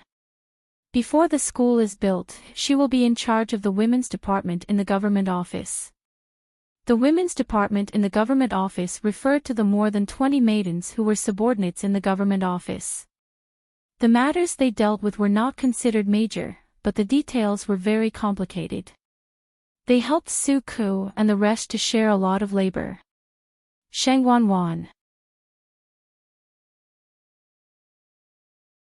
Chapter 491. Sensing that someone was looking at her, Shangwanwan looked over and realized that it was a handsome young Lang Jun. Liyun secretly nodded his head, expressing his satisfaction. Such vigilance was not bad. Shangwanwan was secretly puzzled. Shangwanwan and Jiang Nongqin had already eaten a little. Initially, they thought that they should not eat too much, but when the roast meat was crispy on the outside and tender on the inside was dipped in various spices, the aroma of the food tempted their taste buds. Their mouths kept salivating. Actually, they were not that full. Thinking of this, they did not care about being reserved anymore. They roasted and ate when they wanted to. Brother Lanting. No, I'm calling you Lord now. These days are so comfortable. Shangwanwan's diet had always been a combination of meat and vegetables. She rarely only ate meat like she did now. She thought that she would get sick of the taste after eating a few more mouthfuls, but after eating 2 plates of sliced meat with those strange sauces, she could have eaten more if her stomach was not big enough. Eat your roast meat. So much can't stop your mouth. Jiang Pingji carefully flipped the meat slices on the roast plate. She raised her eyebrows slightly, and her cold voice carried some affection. Shangwanwan sighed and said, "It's not worth it to grow up." Jiang Pingji glanced at her from the corner of her eyes and asked, "What's wrong with you?" Shangwanwan said, "If I was still the same age, my lord would not have complained that I ate too much. I'm afraid you would have coaxed me to eat more." Jiang Pingji sighed and used clean chopsticks to add half a plate of meat. She said helplessly, "My kindness was treated as ill intent. It's not good to eat too much meat, lest it accumulates in the stomach and becomes difficult to digest. You, on the other hand, misunderstood that my heart ached for the roast meat. You're really heartless. Here, I've roasted it for you." Looking at the interaction between Shangwanwan and Jiang Pingji, Chiguan Rang raised his eyebrows slightly and exchanged glances with Su Ku. They looked like they were watching a good show. Lovers. It's good to be young, Chiguan Rang lowered his voice and teased. Su Ku responded with an expression that said, "We both know." Logically speaking, his lord was already 16 years old this year. However, other than his first fiancée, the current Madame Feng Jin, Wei Jingxian, he had never heard of his lord having any other female confidants. Their lord was still young, so they were not very anxious. Moreover, their lord was so protective of the fairer sex. Why would he worry about not being popular with women? On this matter, the two of them had the same idea. A man should first establish his career, and there was no hurry to get married. Speaking of marriage, Su Ku and Chiguan Rang were secretly worried about the relationship between Feng Jin and their lord. Feng Jin was the current husband of the lord's ex-fiancée. Was it really okay for the two of them to be together? The facts proved that Feng Jin was truly a benevolent gentleman. He was open-minded and did not care about those rumors. Even at last year's New Year's banquet, he was generous enough to bring his wife and children along. Now that Shangwanwan, who had a close relationship with their lord, had appeared, they felt that something good might be around the corner. In fact, when Chiguan Rang was sighing with emotion, Wei Xi's hand that was holding the cup trembled and the wine spilled out. Feng Jin looked even more conflicted. It was really difficult. He guarded a secret that only a few people knew about and watched as his teammates let their imaginations run wild, but he could not explain it. Let them speculate. It won't come true anyway. Wei Xi took out a greenish-gray handkerchief and calmly wiped the wine on his hand. If his lord was attentive to a man, he could gossip, but he was not worried about Sheng Wanwan. When Feng Jin heard Wei Si's words, his lips curled into a smile. I think so too. The two of them looked at each other with tacit understanding and raised their cups to drink. Wei Si's body was still weak, so the wine he drank was nourishing medicinal wine. After being unanimously approved by several physicians, it could slowly drive away the cold. Jingxian is also in Xiangyang. Changxing, who was born last year, can talk and walk now. Do you want to go and take a look? Sheng Wanwan's eyes lit up when she heard that. Of course I have to go. I haven't seen Sister Jingxian for a long time. When they saw Wei Jingxian, the two of them naturally sighed and talked to each other about their encounters over the years. When she learned that Sheng Wanwan finally got rid of Madame Zhang, Wei Jingxian could not help but feel happy for her. In the previous letter, Sheng Wanwan told Wei Jingxian that she was going to marry a dead man. The man's betrothal gift also came with a copy of the 4 self-accomplishment classics for women. Her future mother-in-law even humiliated her in public, asking Sheng Wanwan to study the 4 self-accomplishment classics for women and curb her dirty habits before marriage. At that time, Wei Jingxian felt extremely angry.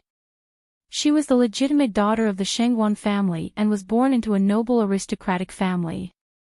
How could she tolerate being humiliated and belittled by such a shrew? However, every family had their own difficulties. At that time, Wei Jingxian was still with Feng Jin as a hostage in Shangjing and could not even protect herself. The only thing she could do was to comfort Sheng Wanwan. She could not really help her. Wei Jingxian hugged Changxing. It's all right now. I don't have to worry anymore. Sheng Wanwan sighed. Yes, she used to be Sheng Wanwan of the Shengwan family. Now, Sheng Wanwan is just Sheng Wanwan. And, recently, Changxing liked to remember people. Whenever she caught one, she would repeat it over and over again. Sheng Wanwan looked at Changxing and could not help but have a bold idea. Is Sister Jingxian taking care of little Changxing at home now? Wei Jingxian was stunned.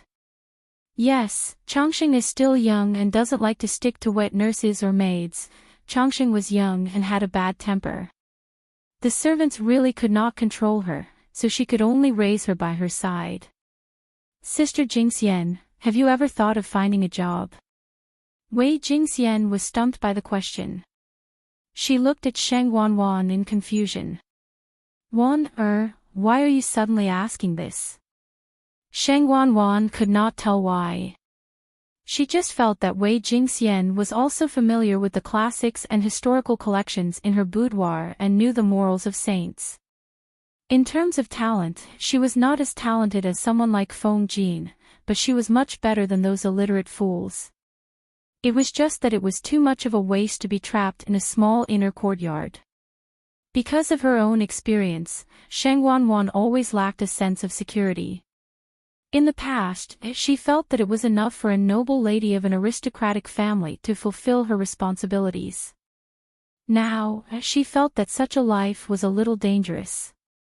She deliberated for a while and told her the truth. Wei Jingxian did not show an angry expression. Instead, she seemed to be thinking about it. Wei Jingxian sighed. Everyone has their own way of living. Changxing is still young. I can't stop worrying about her. At night, before the couple went to bed, Wei Jingxian told Feng Jin about this. Feng Jin was about to take off his clothes, but he stopped halfway and said, "When Changxing is a little older, you can give it a try." Wei Jingxian was surprised. It was as if she did not know her husband. Chapter 492. A world far vaster than the inner court. Wei Jingxian only felt as if a piece of gravel had fallen into the lake of her heart with a plop, causing ripples that slowly spread. Her nose suddenly felt a little sour, but she teased him with a smile. "Aren't you afraid that I'll be too busy with work and neglect you and Changxing?" Feng Jin smiled faintly. If that's the case, won't you have more time to pay attention to me in Chongqing? Wei Jingxian blushed and spat softly. She said angrily, we've been married for a few years. How are you old? Feng Jin laughed involuntarily. We've only been married for a few years. How am I old? The couple was deeply affectionate and went to bed peacefully. The next day, Feng Jin went to the government office to report for work in high spirits. Jiang Pingji had a bun in her mouth. When she saw Feng Jin come over, she smiled and teased him. Tsk tisk, it's rare for Huayu to oversleep. Feng Jin did not want to be outdone. He replied, it's rare for my lord to be so diligent. Jiang Pingji rolled her eyes and said shamelessly, you're wrong. Your lord has always been so diligent. If not for his upbringing, he really wanted to roll his eyes at her. Doesn't this person's conscience hurt when she says this shamelessly? His lord had always been a hands-off boss. Except for some documents that she had to approve, everything else was thrown to her subordinates. She was extremely capricious. If one wanted to meet her in the government office, one would either be extremely lucky that day or she would be bored. Jiang Pingji yawned and continued to be in a deadlock with the piles of documents. Why is my lord so diligent today?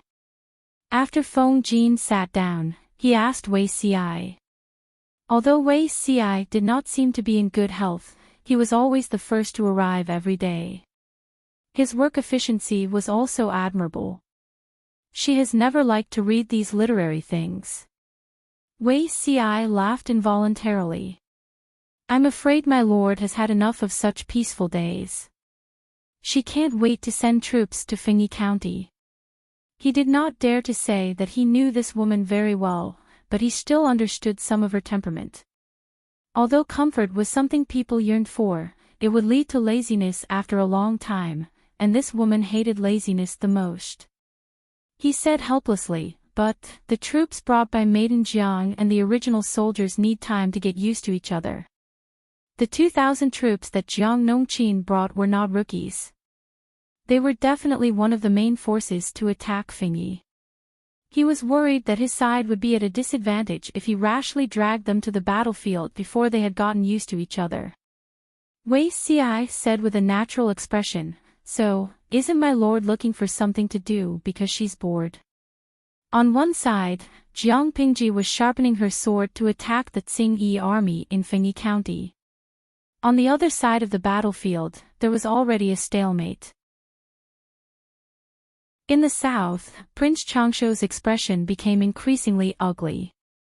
In spring, he raised his troops to besiege Qinzhou in the name of purging the emperor's evil followers. He thought that he would be unstoppable, but the result was unexpected. Qinzhou, which he had expected to be easily taken down, was actually a hard bone to chew.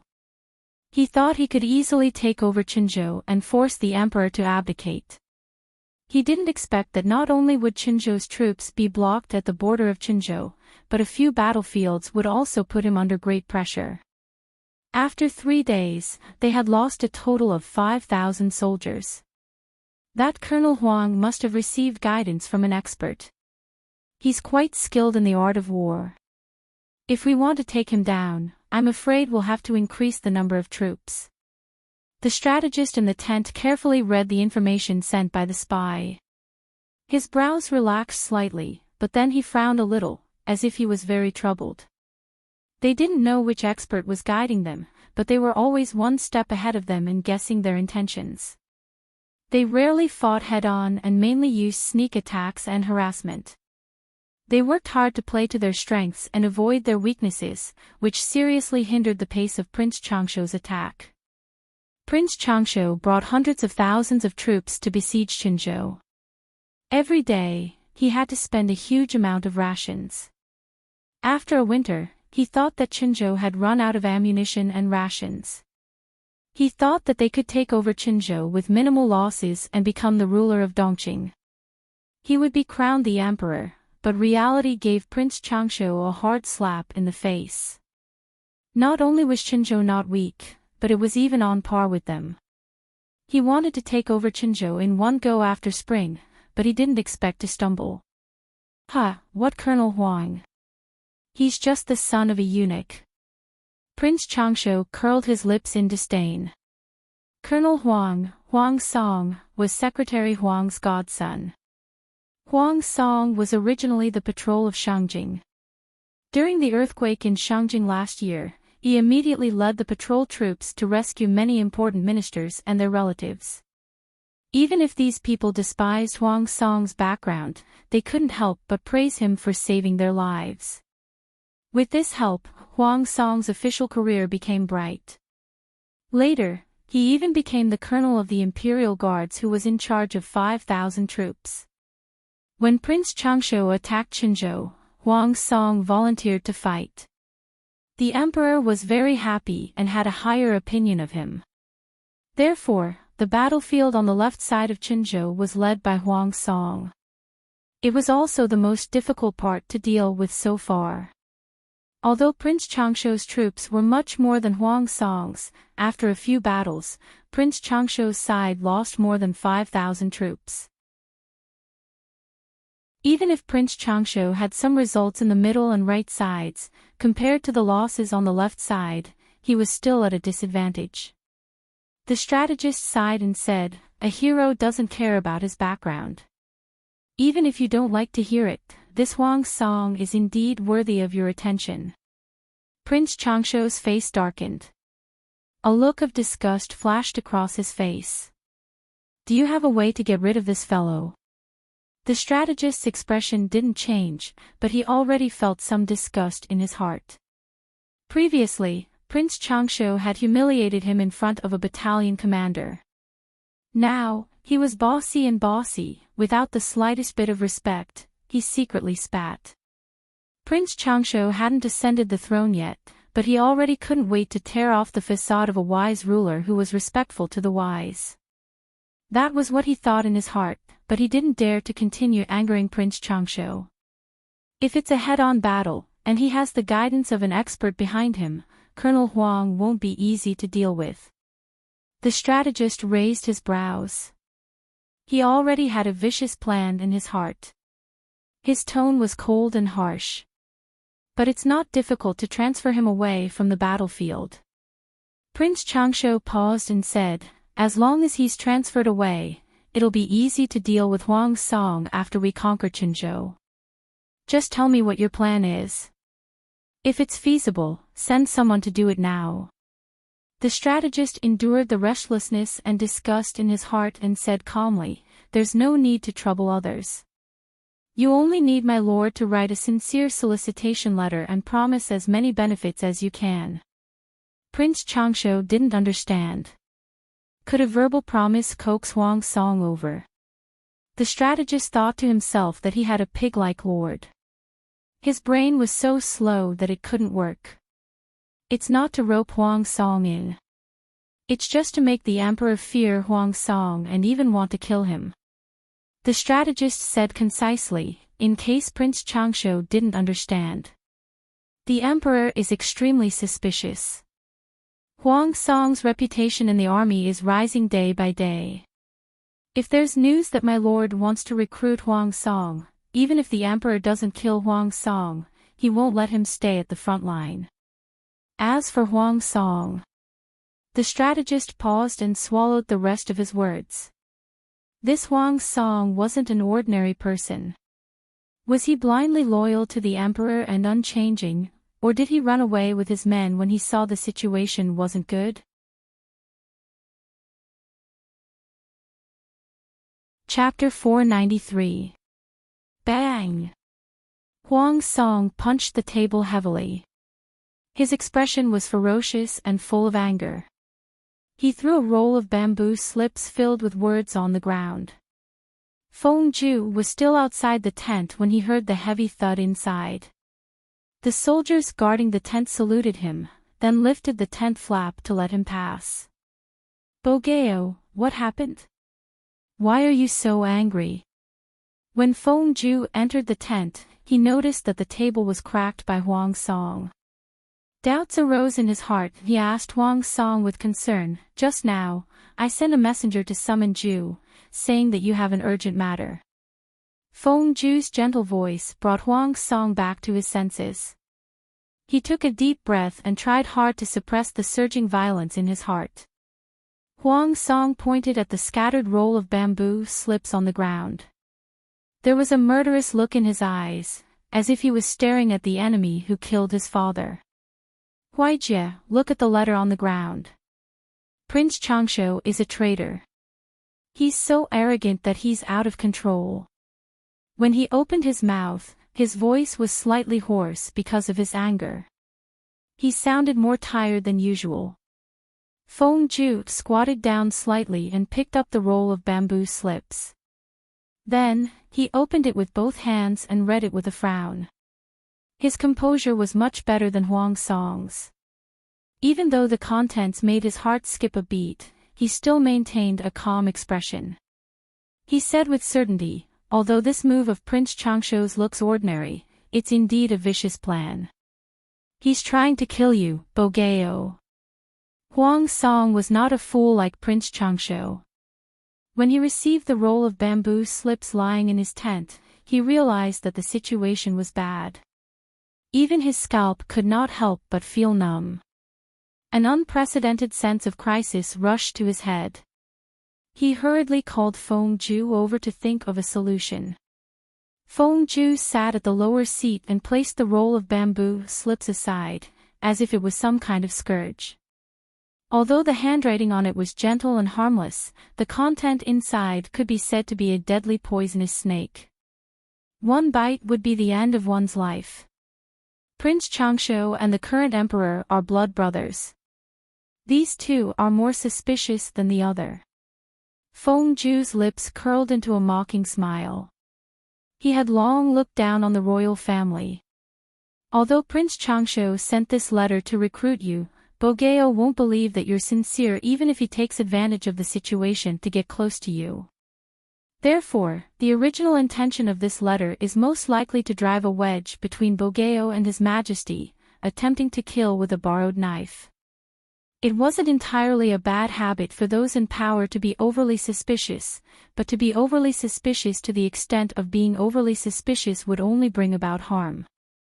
Unfortunately, the current emperor and Prince Changshu both had this temperament. He clearly knew that this letter was a ploy by Prince Changshu to frame him, but when this news reached the palace, Huang Song's official career would come to an end.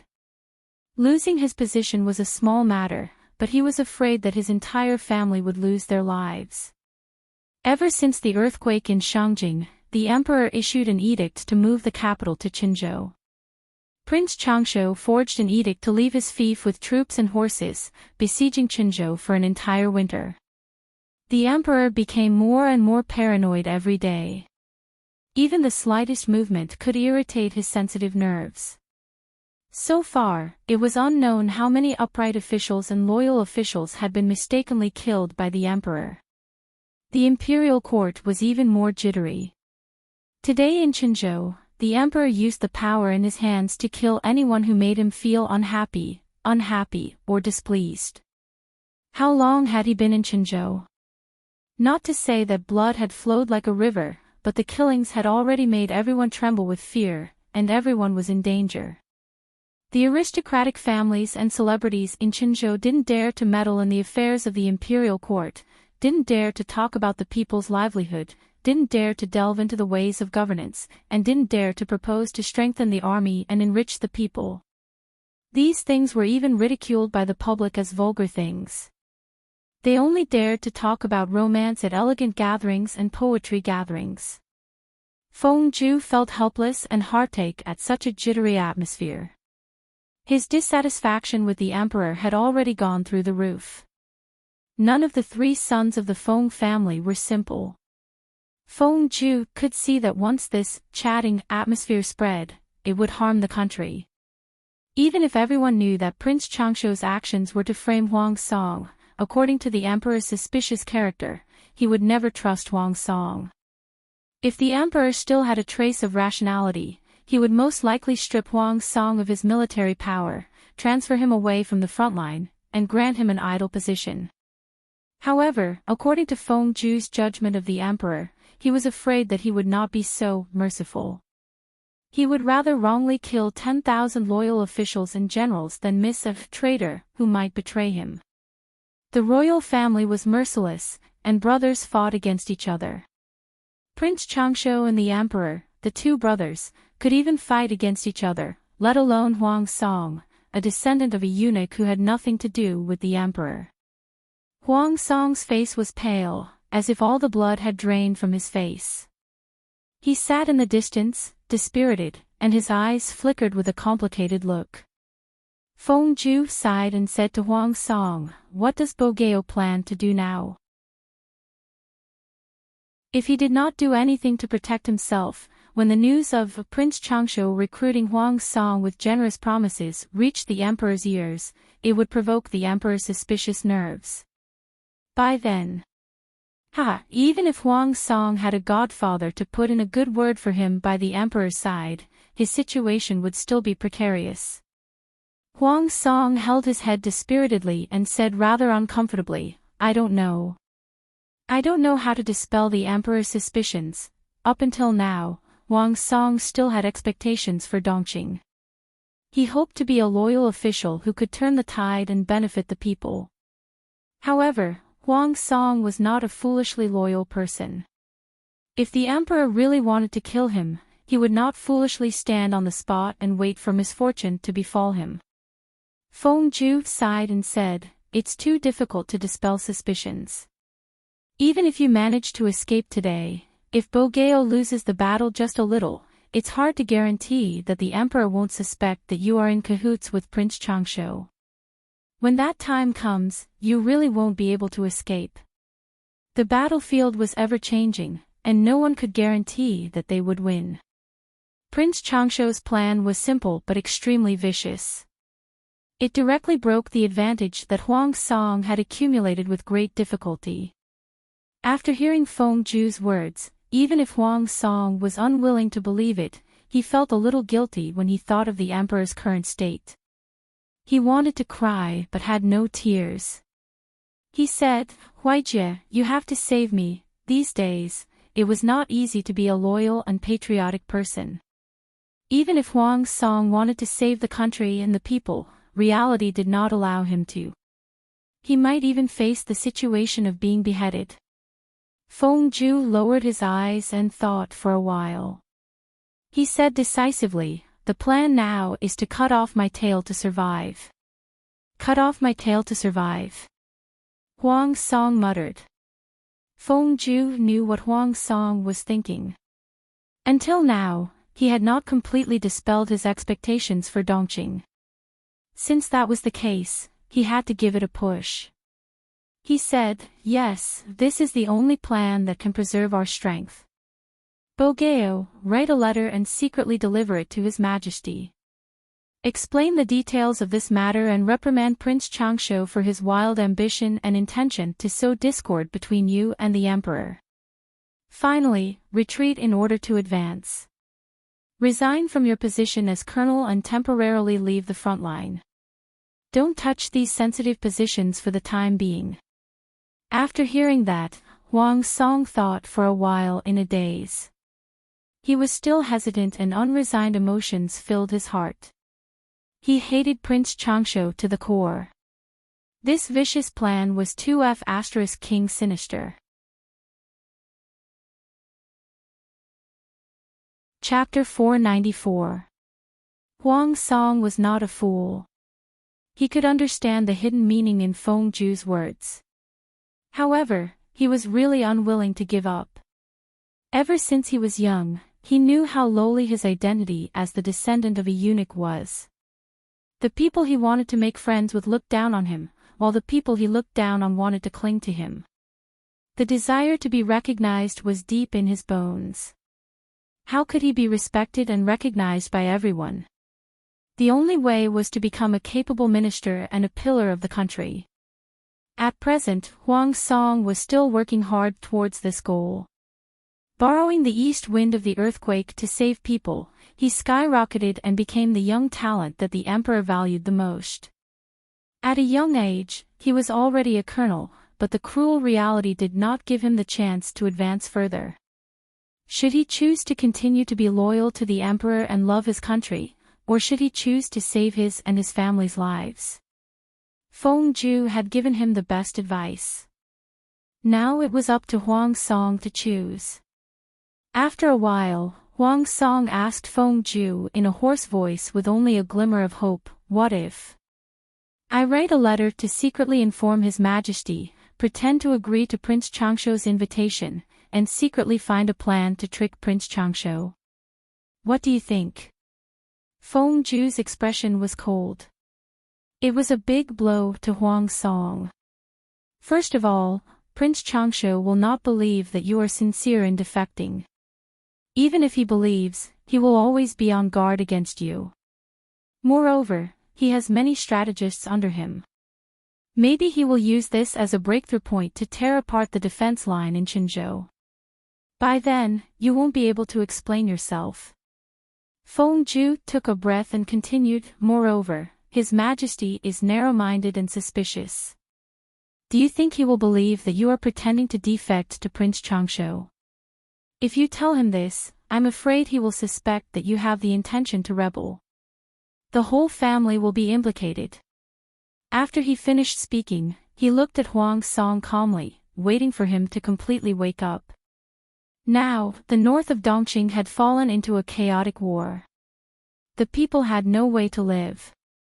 In the south, Prince Changshuo and the emperor were fighting as equals. In the end, no matter who won or lost, the world was already in chaos. Only a saint could turn the tide. Was Huang Song a saint? He was not. Therefore, he could only do the simplest thing, self-preservation. He thought of ways to increase his strength and fight for a place in the chaotic world. Only then could he protect the people under his rule and plot more things. The current Huang Song was still too tender and weak. He needed to be more ruthless.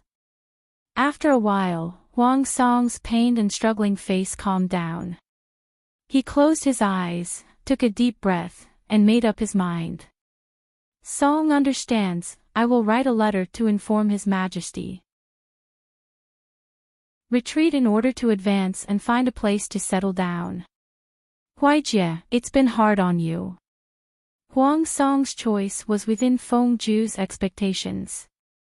Compared to his ambition to stabilize the country, Huang Song valued his own life more. Now that he was forced to a dead end by Prince Changshuo's evil scheme, Huang Song naturally had to think of a way to escape and seek revenge in the future. Where there is life, there is hope.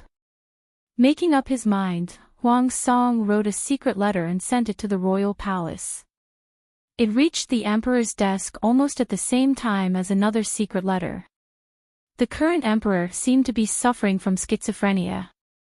When facing imperial consort Hui Jun, he would speak gently and meticulously, but when facing others, he would fly into a rage. If he was unhappy, he might draw his sword and kill someone, causing everyone to feel threatened. The aristocrats did not dare to talk about politics. Originally, there were still some courtiers who were rather critical of imperial consort Hui Jun's appearance in the front hall. Now, they were afraid that without her, the danger level would soar. If imperial consort Hui Jun was here, even if the emperor was furious, he would just throw something and keep a straight face. He would suffer some grievances, but his life would not be in danger. If imperial consort Hui Jun was not here, then he would have to be careful. It was definitely the blessing of the ancestors to be able to walk out of the front hall unscathed. Today, imperial consort Hui Jun said that she was not feeling well and did not accompany the emperor. His personal attendant was trembling at the side as he served the emperor. After reading one of the secret letters, the emperor was furious. He swept away the booklets that were piled up like a mountain on the table with his sleeves. The nerves on his face were faintly twitching, as if he was in extreme pain. The emperor held his head, suppressing the splitting headache. At the same time, he was panting like a bull. The onlookers were frightened and did not dare to approach him. Just as the attendant was hesitating whether to secretly send someone to seek help from Imperial Consort Hui Jun, the Emperor picked up another secret letter. His action of opening the secret letter was unusually rough.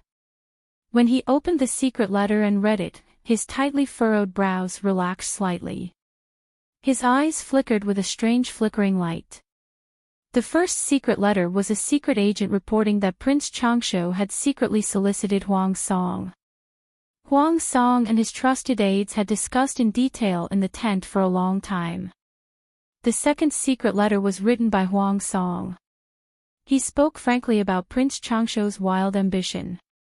He intended to use such despicable actions to sow discord between the emperor and his officials. He sincerely expressed his loyalty, and then excused himself by saying that he was not feeling well and might not be able to share the emperor's burden at the front line. If the emperor felt that he could be of great use, it would be better to transfer him to a more remote place in the rear and continue to shine for the emperor. If not for the timely arrival of the second secret letter, the emperor was afraid that he would have ordered the secret agent and his trusted aide to secretly eliminate Huang Song. However, even if this secret letter came in time, the emperor still disliked Huang Song. He could not help but suspect whether Huang Song had accepted the generous treatment given by Prince Changsho and whether he was not loyal to him. He wanted to find a reason to remove all of Huang Song's positions. Now that Huang Song knew his place and asked to leave the front line, the emperor was not so disgusted and suspicious. After thinking about it, he picked up his brush and wrote an imperial edict. He quickly sent it to the front line to recall Huang Song. He did not want others to think that he was heartless. Now that Huang Song had taken the initiative to give him a way out, he took the opportunity to do so. After writing this imperial edict, he wrote another appointment letter appointing Huang Song as the district magistrate of Deyang District in Maota County of Haozhou. Because of his suspicions and Huang Song's young age, he did not give Huang Song a high official title. He only gave him the position of a district magistrate of a rather barren and remote small county. If Huang Song did well, he would promote him in the future. Haozhou was one of the 21 counties in Dongqing's Liuzhou. It was the poorest and weakest place among the 6 states. Among them, Maota County was considered a relatively prosperous place in Haozhou. Deyang District in Maota County was the best place among them. It was also considered the emperor's alternative compensation. All of this was within Feng Zhu's expectations. He helped Huang Song find a place to settle down by taking a step back. When the 2 imperial edicts were passed to Huang Song, Jiang Pingji was already eager to lead the troops into battle. Although Xiangyang district was not large, the troops that could be mobilized were as high as 10,000. All of them had been ruthlessly trained. Although they were far from the elite troops, in Jiang Pingji's mind, they were far better than the troops, who were as wild as dogs and betrayed their comrades. Jiang Pingji despised them in various ways, but the others were already satisfied. They had great expectations for this army. Xiangyang district was Jiang Pingji's base camp. She wanted to conquer the entire territory of Fengyi County. Naturally, it was impossible for her to take away all her assets. Chapter 495. On this day, the wind was blowing and the clouds were scudding. The flags were fluttering in the wind. Jiang Pingji was finally going to leave the small Xiangyang district and embark on a wider and crueler stage. The troops stood in a neat formation below the drill ground. Each of them stood ramrod straight and looked straight ahead, waiting for the start of the oath-taking ceremony. For this expedition, 2,000 veteran soldiers and 2,000 new recruits were left to guard Xiangyang district. The other 3,000 elite soldiers and new recruits were sent to the battlefield. Originally, Jiang Pingji wanted to use a risky and radical method to let the new recruits stay in Xiangyang district. Her original troops and imperial guards, as well as a portion of the newly recruited recruits, would participate in the war. However, this proposal was unanimously opposed by all her subordinates. Wei Ci said, "My lord, this plan must not be carried out. Xiangyang district is a shelter that my lord has passed through. If the new recruits are stationed there, they lack experience. If the enemy takes the opportunity to launch a sneak attack, I'm afraid there will be unforeseen events. To be safe, it's better to keep some experienced veteran soldiers." After he finished speaking, he frowned. He secretly had a headache over her old temper, but he couldn't really watch her take the risk and be radical. Thinking back to her previous life, the only time she suffered a loss in the hands of Qiguan Rang was when she was too happy and almost got ambushed by Qiguan Rang from behind. That time, they suffered heavy losses. Almost everyone thought that she would tear Qiguan Rang into pieces, but the result was unexpected. Not only did Qiguan Rang, who surrendered, not die, he even became her closest confidant. She protected Qiguan Rang, the strategist who surrendered voluntarily. From the beginning to the founding of the country to her death, she even gave the new emperor a warning. It was impossible for Wei Ci to say that he didn't mind it at all. Returning to his prime, Wei Ci understood this person from a different perspective. He slowly understood why Qiguan Rang received special treatment from her. It was simply because Qiguan Rang saw through the feelings beneath her ruthless appearance. Everyone said that Emperor Qin was cold and heartless, bloody and bloodthirsty, temperamental, and dictatorial. But was it really so? If she was such a person, how could the Jiang dynasty be established so steadily? Under her rule for decades, the people lived and worked in peace and contentment. The troops worshipped and admired her. Even when she strongly advocated for women to enter the court and implemented various laws that were beneficial to women but detrimental to the interests of the aristocratic families, even though she encountered obstacles, it was still implemented smoothly in the end. Why had no one ever thought of rebelling against her rule and starting a new dynasty?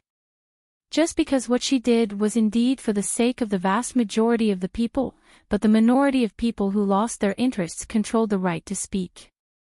She was also a person who disdained fame, so she let those clowns who thought they were important jump up and down. However, humans were not saints. Too many people were influenced by the thoughts of others, but Qiguan Rang saw the truth. That's why His Majesty said, "Qiguan Wenjing is the only one who understands me in life. He is probably not enough." Being reborn, standing by her side and following her from the very beginning, Wei Ci really saw a completely different Lu Shi. This kind of emperor made him even more infatuated and adored, but that was all. He did not dare to casually profane the slightest bit. A monarch and a minister for a lifetime. It was a good ending. After some thought, Wei Ci chose an excuse that would move her, but would not provoke her to deliberately go against him. The others did the same. They had different reasons, but the core idea was the same: you can surf, but you can't be too surf.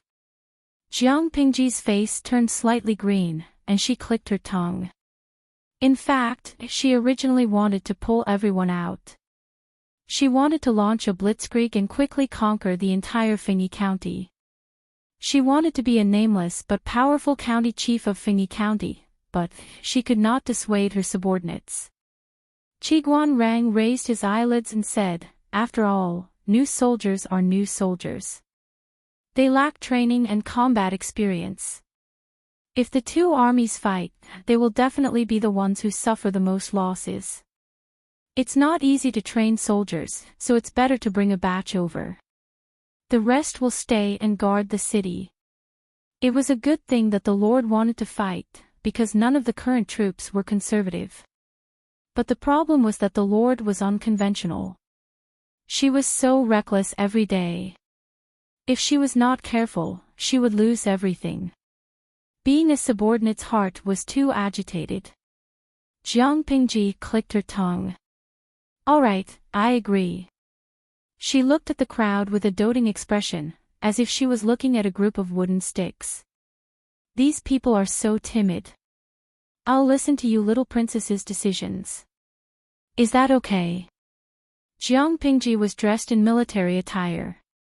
She read aloud the punitive expedition against the Tsing-Yi army that Feng Jin had written. She didn't care about this kind of empty thing at all. She recited it in cadence while secretly rolling her eyes in her heart.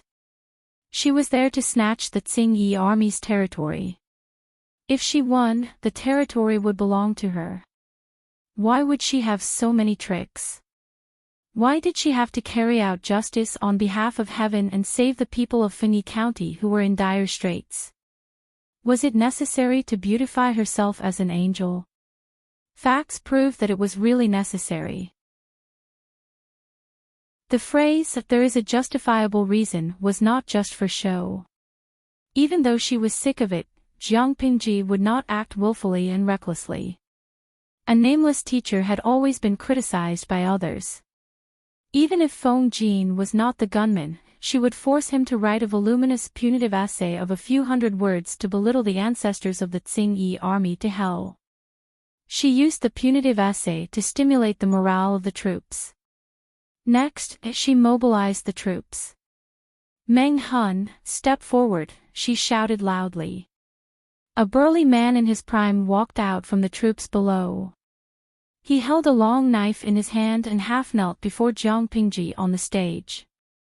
Your subordinate is here. I appoint you as the captain of the vanguard battalion. Jiang Pingji said, do you have the confidence to sweep away the enemy and clear the obstacles for our army?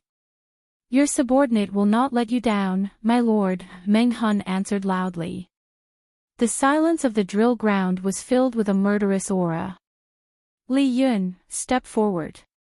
Jiang Pingji's gaze fell on Li Yun.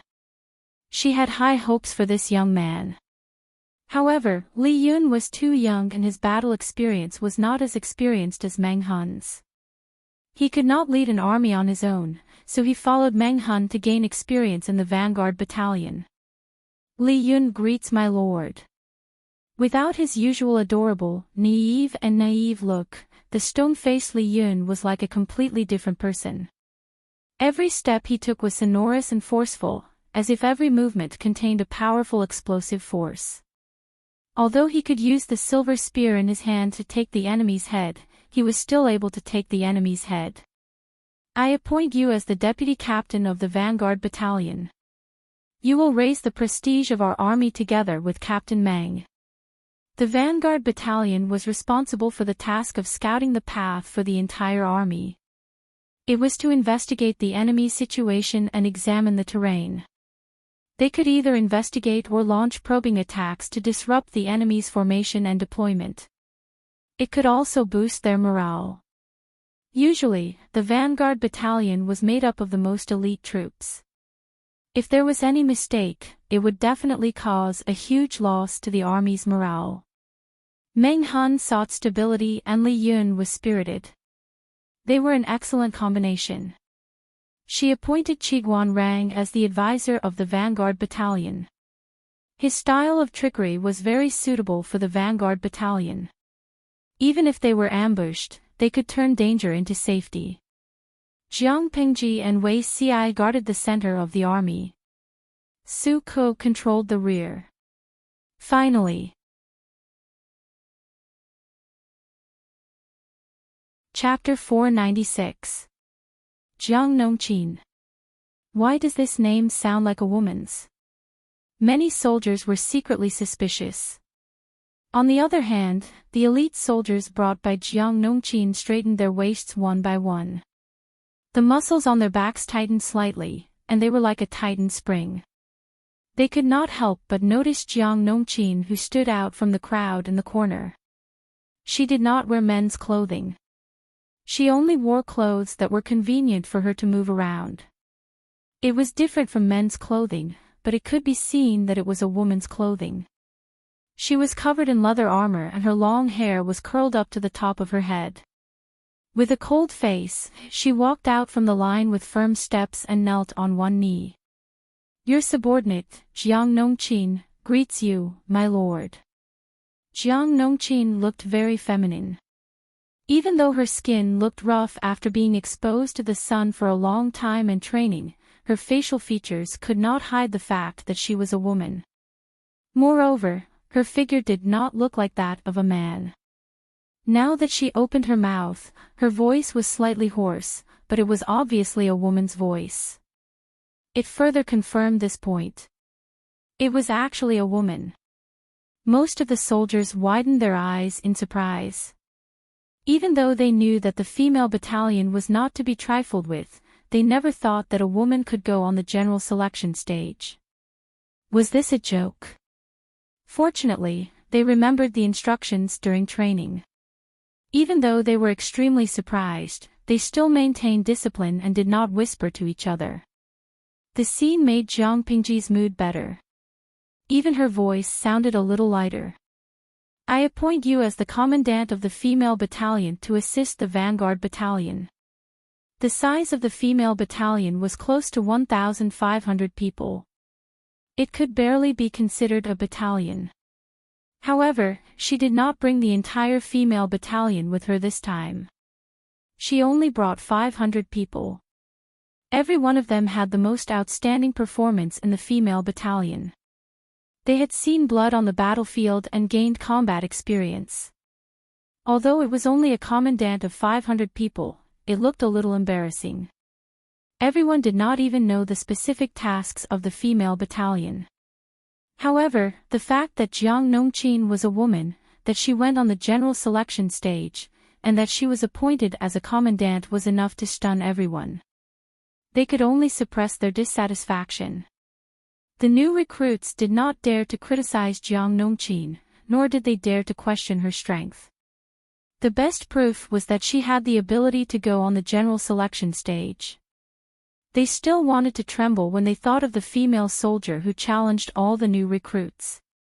As for the veterans, they were disciplined. Even if they were dissatisfied, they did not dare to bring it up on such a serious occasion. Therefore, Jiang Nongqin was given the rank of a captain. The 500 women in the female battalion were only a short distance behind the vanguard battalion when they marched. The pressure of marching was great, but these young ladies were all selected from nearly 1,500 people. Every quota was snatched from the hands of their comrades. Naturally, they did not dare to be negligent, nor did they dare to miss this good opportunity to train. Sooner or later, they would have to go to the battlefield. The Tsingyi army was just a motley crew. They had also gone through a winter of fatigue and hunger. Their numbers sounded large, but their combat power was rather weak. In addition, they had been dealing with the Red Lotus group for a long time, and their military strength had been greatly depleted. The knowledgeable female soldiers analyzed the pros and cons of this battle and came to the conclusion that if they wanted to accumulate as much experience as possible, they had to participate in this battle. The Tsingyi army was only the beginning. In the future, there would be stronger enemies, more dangerous battlefields, and battles with higher mortality rates.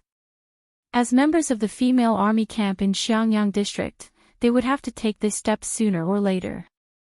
It was better to accumulate experience from less dangerous battles. Putting oneself in a hopeless situation and coming back to life. Jiang Pingji looked around and looked at everyone with disdain. Her voice was hoarse, but there was no lack of fierceness. It made everyone tense up and their hair stood on end. Let's go to war. From the beginning of autumn to the end of winter last year, Gu Xian's worthless glass tea set had swindled several large sums of wealth from the northern borderline. He had exchanged a large amount of sheepskin and horses of medium quality at a low price. Jiang Pingji had also taken the opportunity to mix a lot of rice bought from the shopping center into the food that Gu Xian had brought. Now, Xiangyang district could be said to have a strong army and sufficient provisions. Not to mention fighting a siege battle that they were sure to win, even if there were a few encounters on a narrow road, they could still withstand it. Half a year had passed. Xiangyang district relied on those few colts to form their own cavalry troop. There were not many people in the cavalry battalion. There were only about 600 people. After all, not everyone was suitable to fight on horseback. The total investment to nurture a cavalry troop was not a small amount. The cavalry was mainly used to charge, break up, and cut the enemy's formation.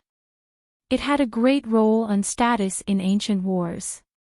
Considering that the cavalry battalion was still immature and its role in a siege battle was not that strong, Jiang Pingji did not bring out this precious troop. Raising a cavalry troop really made one's flesh ache. Even a rich landlord like Jiang Pingji felt heartache. The strong wind blew and the flags fluttered. Xiangyang district slowly shrunk behind them and became a dot on the horizon. Jiang Pingji rode on White, who was so excited that it wanted to gallop. She followed them at a moderate pace. Wei Xi's face was pale from the wind.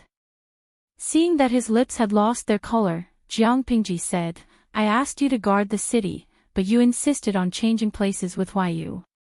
Don't force yourself to die if you're not in good health."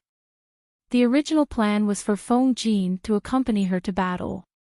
Wei Xi, who was not in good health, would stay at the headquarters to look after the city. However, the other party took the initiative to volunteer. He said that Feng Jin wanted to take care of his family. As a single dog, it was not a problem for him to go anywhere.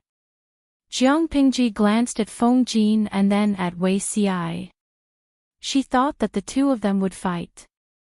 Who knew that Feng Jin only glanced at Wei Xi leisurely? Wei Xi also looked at him meaningfully.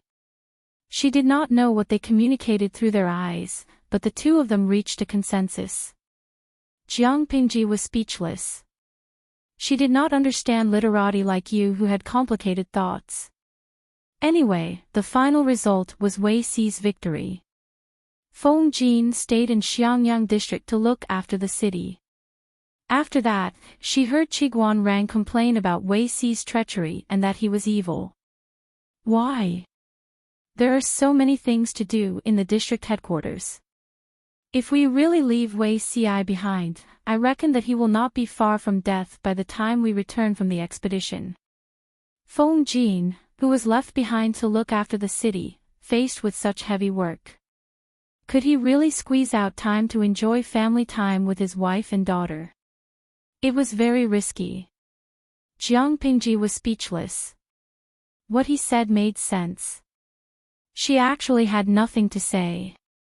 After nightfall, the whole army rested on the spot. They were not allowed to whisper to each other during the march, so the soldiers had been holding it in for a whole day. Taking advantage of the break between meals, they talked at once about Jiang Nongqin, the unprecedented female officer. How can marching and fighting a war be child's play? How can they let a woman who is not a camp prostitute sneak into the military camp? Under the repeated orders from the district headquarters, everyone knew that the female battalion did not do such improper work. None of the soldiers dared to provoke them. Then go and challenge the other party. If you win, you might be able to replace her. Bah, you have bad intentions. If I can win, I would have been a centurion long ago. Why would I still be here talking nonsense with you? They really did not dare to question Jiang Nongqin face to face. They were also clear about the training situation of the female battalion. Even the men might not be able to withstand it, but they persevered one by one. Just this point alone was enough to win their respect. However, there was still a long way to go before they acknowledged the female battalion as their comrade. The soldier sneered. Centurion. Why don't you become a corporal first? After marching for 4 days, they were only half a day's journey away from their destination. Jiang Pingji ordered the military camp to rest for a day. Chapter 497. The sky was already dark. Thick, dark clouds came from all directions and piled up densely. They gathered together and shrouded the sky. Looking up, it looked like an overturned black wall had covered the earth. The howling wind blew through the bushes, bringing with it a muddy fragrance that was unique to the soil. It had rained heavily a few days ago. The bumpy ground was filled with mud that had yet to evaporate. Report, there are signs of marching ahead. It's suspected to be the enemy. Several scouts reported one by one. Meng Hun's expression was solemn. Beside him, Li Yun's eyes were cold. Have we been exposed? Meng Hun frowned and snorted. It might not be that we've been exposed. It could be that the enemy has other plans. Go and investigate again. One by one, the scouts were sent out. News came back one by one. Meng Hun and Li Yun's expressions gradually relaxed. According to our judgment, the marching traces were left half a day ago. Looking at this route, they shouldn't have discovered us. Meng Hun rode on the horse. After a few days of marching, he did not have time to wash up. He looked a little rough. The wrinkles between his brows formed a few deep marks. Li Yun's situation was slightly better than Meng Hun's. He was still fresh meat. Even if he was rougher, it would only make him more tasteful.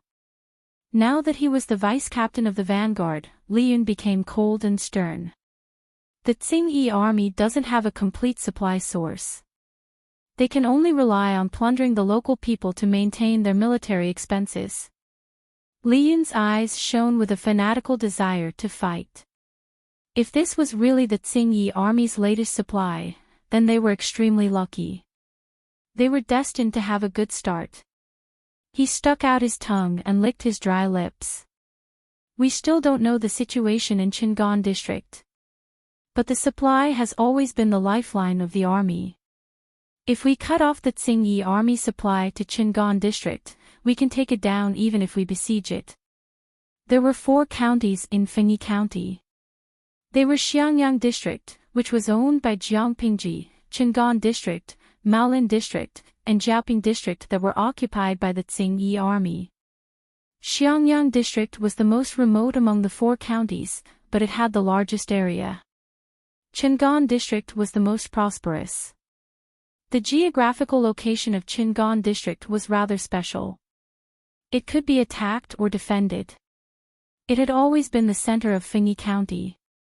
Due to various reasons, it was the first place that the Tsing-Yi army had their eyes on. Now it had become one of their main camps. It was estimated that there were more than 20,000 Tsing-Yi army members there. Although they did not know the specific situation of the Tsing-Yi army, according to the reports of the spies, the Tsing-Yi army and the Red Lotus group had been at odds for a whole winter. They were extremely short of resources in all aspects. If they intercepted their rations and supplies now, it would be extremely convenient for the middle troops to attack. Hearing this suggestion, Meng Hun was also tempted.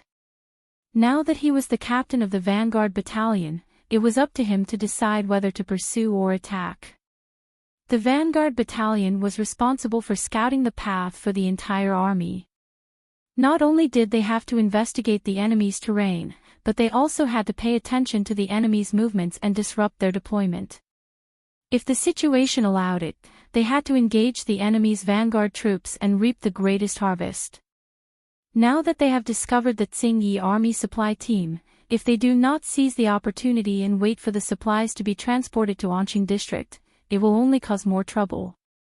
The Tsing-Yi army would get the supplies. Their morale would be maintained at a higher level. It would be disadvantageous for them to fight a war of attrition and delay for the Tsing-Yi army's reinforcements. If his lord led her troops to the city walls and the Tsing-Yi army received this batch of provisions, their morale would be maintained at a relatively high level. If they continued to fight a war of attrition with them and delay time for the Tsing-Yi army's reinforcements, it would be disadvantageous to his side. Without the supplies, the Tsing-Yi army would be exhausted. They would be besieged for a few days and their morale would plummet. Without morale, it would be easier to attack the city. Meng Hun believed in the siege weapons that his lord had created, and he also hoped that they would produce an unexpected result in the first battle. However, it was inevitable that there would be sacrifices during the siege, and it was also a good thing to reduce the number of casualties. Soon, he made a decision. Chase. At the same time, he sent a scout to pass the order to the main army. Although the vanguard could go anywhere, they could not go with the flow. If they were completely cut off from the main army, they would be like an earthworm with its body cut off. Both ends would be short.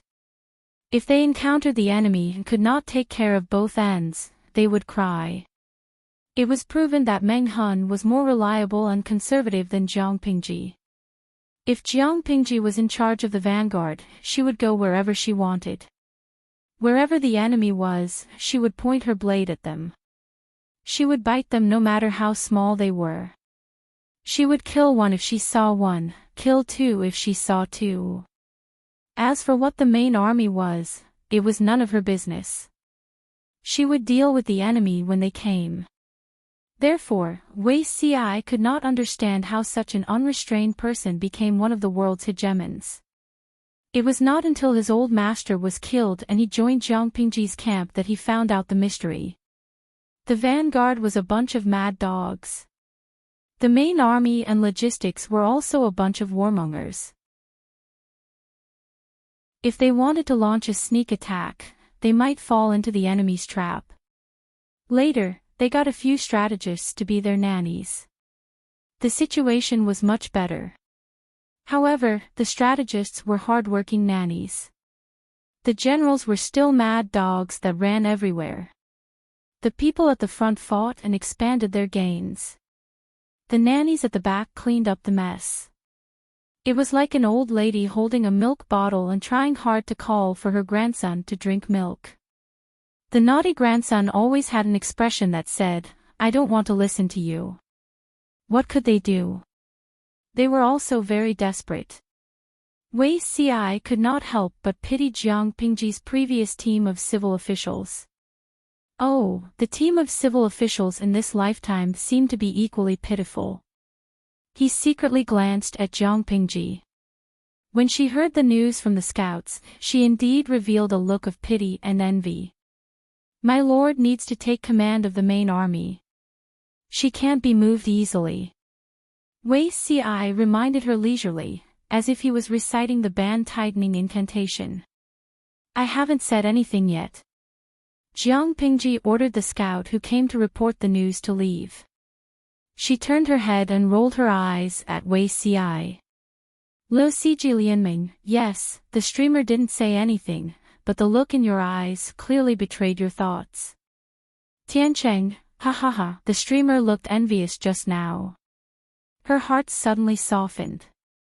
Yuepao Dubai, to let the warmonger obediently take command of the main army, these literati are really scary. Chuyuebiao, I believe that the streamer is not someone who can be held back easily. She can't lead the vanguard, but she can take the initiative to attack the city. Are any of you like me looking forward to the streamer taking the lead to kill the enemy's general when she calls for battle? Wei Ci was too annoying. He touched a sore spot. However, the eyes of him and the audience in the streaming room were as bright as snow. Wei Ci said, My lord wants to lead the vanguard, but it's impossible. If the lord were to lead the vanguard, Wei Ci was really not confident that he could lead the main army to find her position. Jiang Pingji smiled and said, How do you know it's impossible if you don't try? Chapter 498. Jiang Pingji glanced at him and said angrily, If I'm not willful just because you say I'm not willful, then I'll lose face. Wei Ci was startled. He didn't seem to know how to continue. He didn't know whether to laugh or cry. If the time the two of them fought and the days they spent together after that, Wei Ci had known her for almost 30 years. He didn't know that she had such a childish side. It seemed that she had to be coaxed. If it was in the past, he probably wouldn't have dared to speak like that. Naturally, he wouldn't have seen such a rare side of her. Wei Xi's gaze softened a little. It was like a spring with ripples, shining with a cold glimmer. Jiang Pingji made a sound of surprise and rubbed her arms. Can you stop looking at me like that? You're giving me goosebumps. I don't have the hobbies of men. What if I'm misunderstood? Besides, with your small physique, don't covet me. Wei Xi's gentle expression froze slightly. His jade-like face turned a little green. He was no longer as warm as before and was as cold as ice. He seemed to be calm and said, "Don't misunderstand, my lord." Jiang Pingji responded with an "oh" and continued to ride on the horse's back to look at the unfolding great universal geographical map. The audience in the streaming room mocked her mercilessly. The army had been marching for many days and there wasn't much entertainment. Jiang Pingji relied on the bullet screen to kill time. Hua Shikiyu Piao, trash streamer, you're bullying my little CICI again, 360 degrees Quan Kong fan. Obviously, CI Miran's gaze was so gentle just now, but it was interrupted by the streamer. An unromantic guy like you is destined to live with your own hands for the rest of your life, okay? A single dog for life. Thomas Jianxian de Fuan, streamer, let's hold hands. Whoever gets rid of his singlehood first is a dog. If he can get rid of his singlehood, he'll be a dog. Who wants to hold hands with you? Sigh, I feel that when Bao Bao and CI Miran have 3 to 5 children, the streamer will still be a single dog. Minghu Luadi Shikiyu Piao, Ba, the one above, have you asked for my opinion before you F** King want to have children with my husband? CI Miran Zaiwo Xia, the one above, have you asked for the first wife's opinion? Simiran Zaiwobi, did the mistresses above ask for my opinion? Jiang Pingji looked at the bullet screen that was full of insults. She took a deep look at Wei Ci. His beauty was deceiving. Even if they were separated by a plane, a group of men and women would still fight for him until their heads bled. Sigh, Zixiao. Jiang Pingji suddenly sighed with emotion. For the sake of the happiness of all the people in the world, you really don't want to consider getting married and settling down early? A married handsome man was better than an unmarried handsome man. He wouldn't attract so many girls and butterflies. Wei Ci's originally unsightly face seemed to be covered with a layer of green rouge, even the look in his eyes changed. He said coldly, "Mercy doesn't like women." Jiang Pingji followed his advice and said, "Then just marry a male wife. At least there'll be someone to warm your bed at night." Thinking of Wei Ci's physique that was afraid of the cold, he should find a hot partner. "No need, I don't like men either," Wei Ci said with a fake smile. It was a little difficult for him to speak. Jiang Pingji listened and looked at his face. Then, she slowly moved her gaze downward and stared at a certain spot. "Do you need to get a famous doctor to take a look?" Women with a severe cold body would easily become weak and sickly. It would be difficult for them to give birth and they might even become completely infertile. Similarly, men with a cold body would be weak and sickly. Would it affect the normal work of a certain organ? Impotent at a young age and without a nightlife, it would be easy to have a psychological disorder after holding it in for a long time. Wei Ci's expression was completely unsightly. He started to deeply doubt whether he was blind in his previous life. Why did he only see the cold and aloof side of Her Majesty, but not her unreliable and indecent side? Sure enough, it was hard to see the big picture. He really had to go back and wash his eyes and polish them. Jiang Pingji happily teased Wei Ci until his face turned pale. Meng Hun, who was on the other side, was overjoyed. He thought it was just a small troop transporting provisions. He never expected it to be the Tsing-Yi army transporting provisions. Not only were there provisions, but there were also chests of gold, silver, and jewelry. Those things could not even be stuffed in the chests. When the lids were opened, it was estimated that there were 5 wagons. Oh my, it really made people envious. Many of the soldiers who used to be bandits couldn't wait to get into action and kill them. On the other hand, Meng Hun was more interested in the wagons of military supplies. If he could take them down, it would definitely be a great achievement. However, this was not the most eye-catching thing. In the middle of the troop transporting provisions, there were hundreds of women in ragged clothes. Many of them were barefooted and their faces were numb. Their wrists were tied up with a long hemp rope and strung together to prevent them from escaping. Li Yun hid beside Meng Hun and lowered his voice.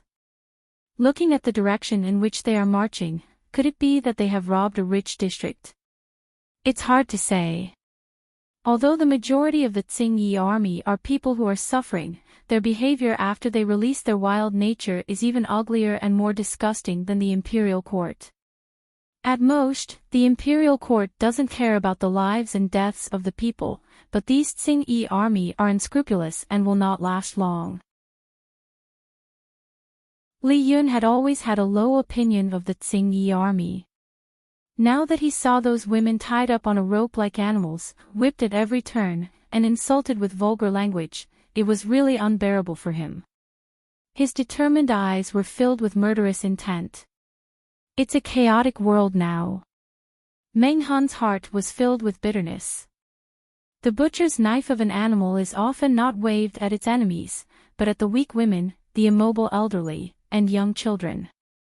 If one takes a closer look, one can see that there are many greenish-gray heads hanging on the wagons of military supplies. There are men, women, the elderly, and children. This style is not like the people of Dongqing. It's more like the animals of the northern borderline and the southern barbarians. Li Yun was raised by his master, Xie Qian. When Xie Qian taught him spear techniques, he would also tell him stories about the outside world. The northern borderline and the southern barbarians were undeveloped places. Even if Xie Qian did not have any personal feelings, Li Yun could still feel the bloody cruelty. The old skinny man's words are called Rao Ba Hua. The woman's name is not envious sheep, the children call it bone rot, and the same eyes are two-legged sheep. These were the crimes committed by the 3 tribes of the northern borderline and the 4 factions of Nanman. The 3 tribes of the northern borderline have been eyeing Dongqing covetously all these years. Now that Dongqing is in chaos, how can they not be tempted? As for the Nanqing kingdom that was destroyed by the 4 factions of Nanman, the situation was even more tragic. Let's not talk about the numerous crimes committed along the way. After Nanqing's capital was breached, all the male members of the royal family were beheaded and hung on the city wall.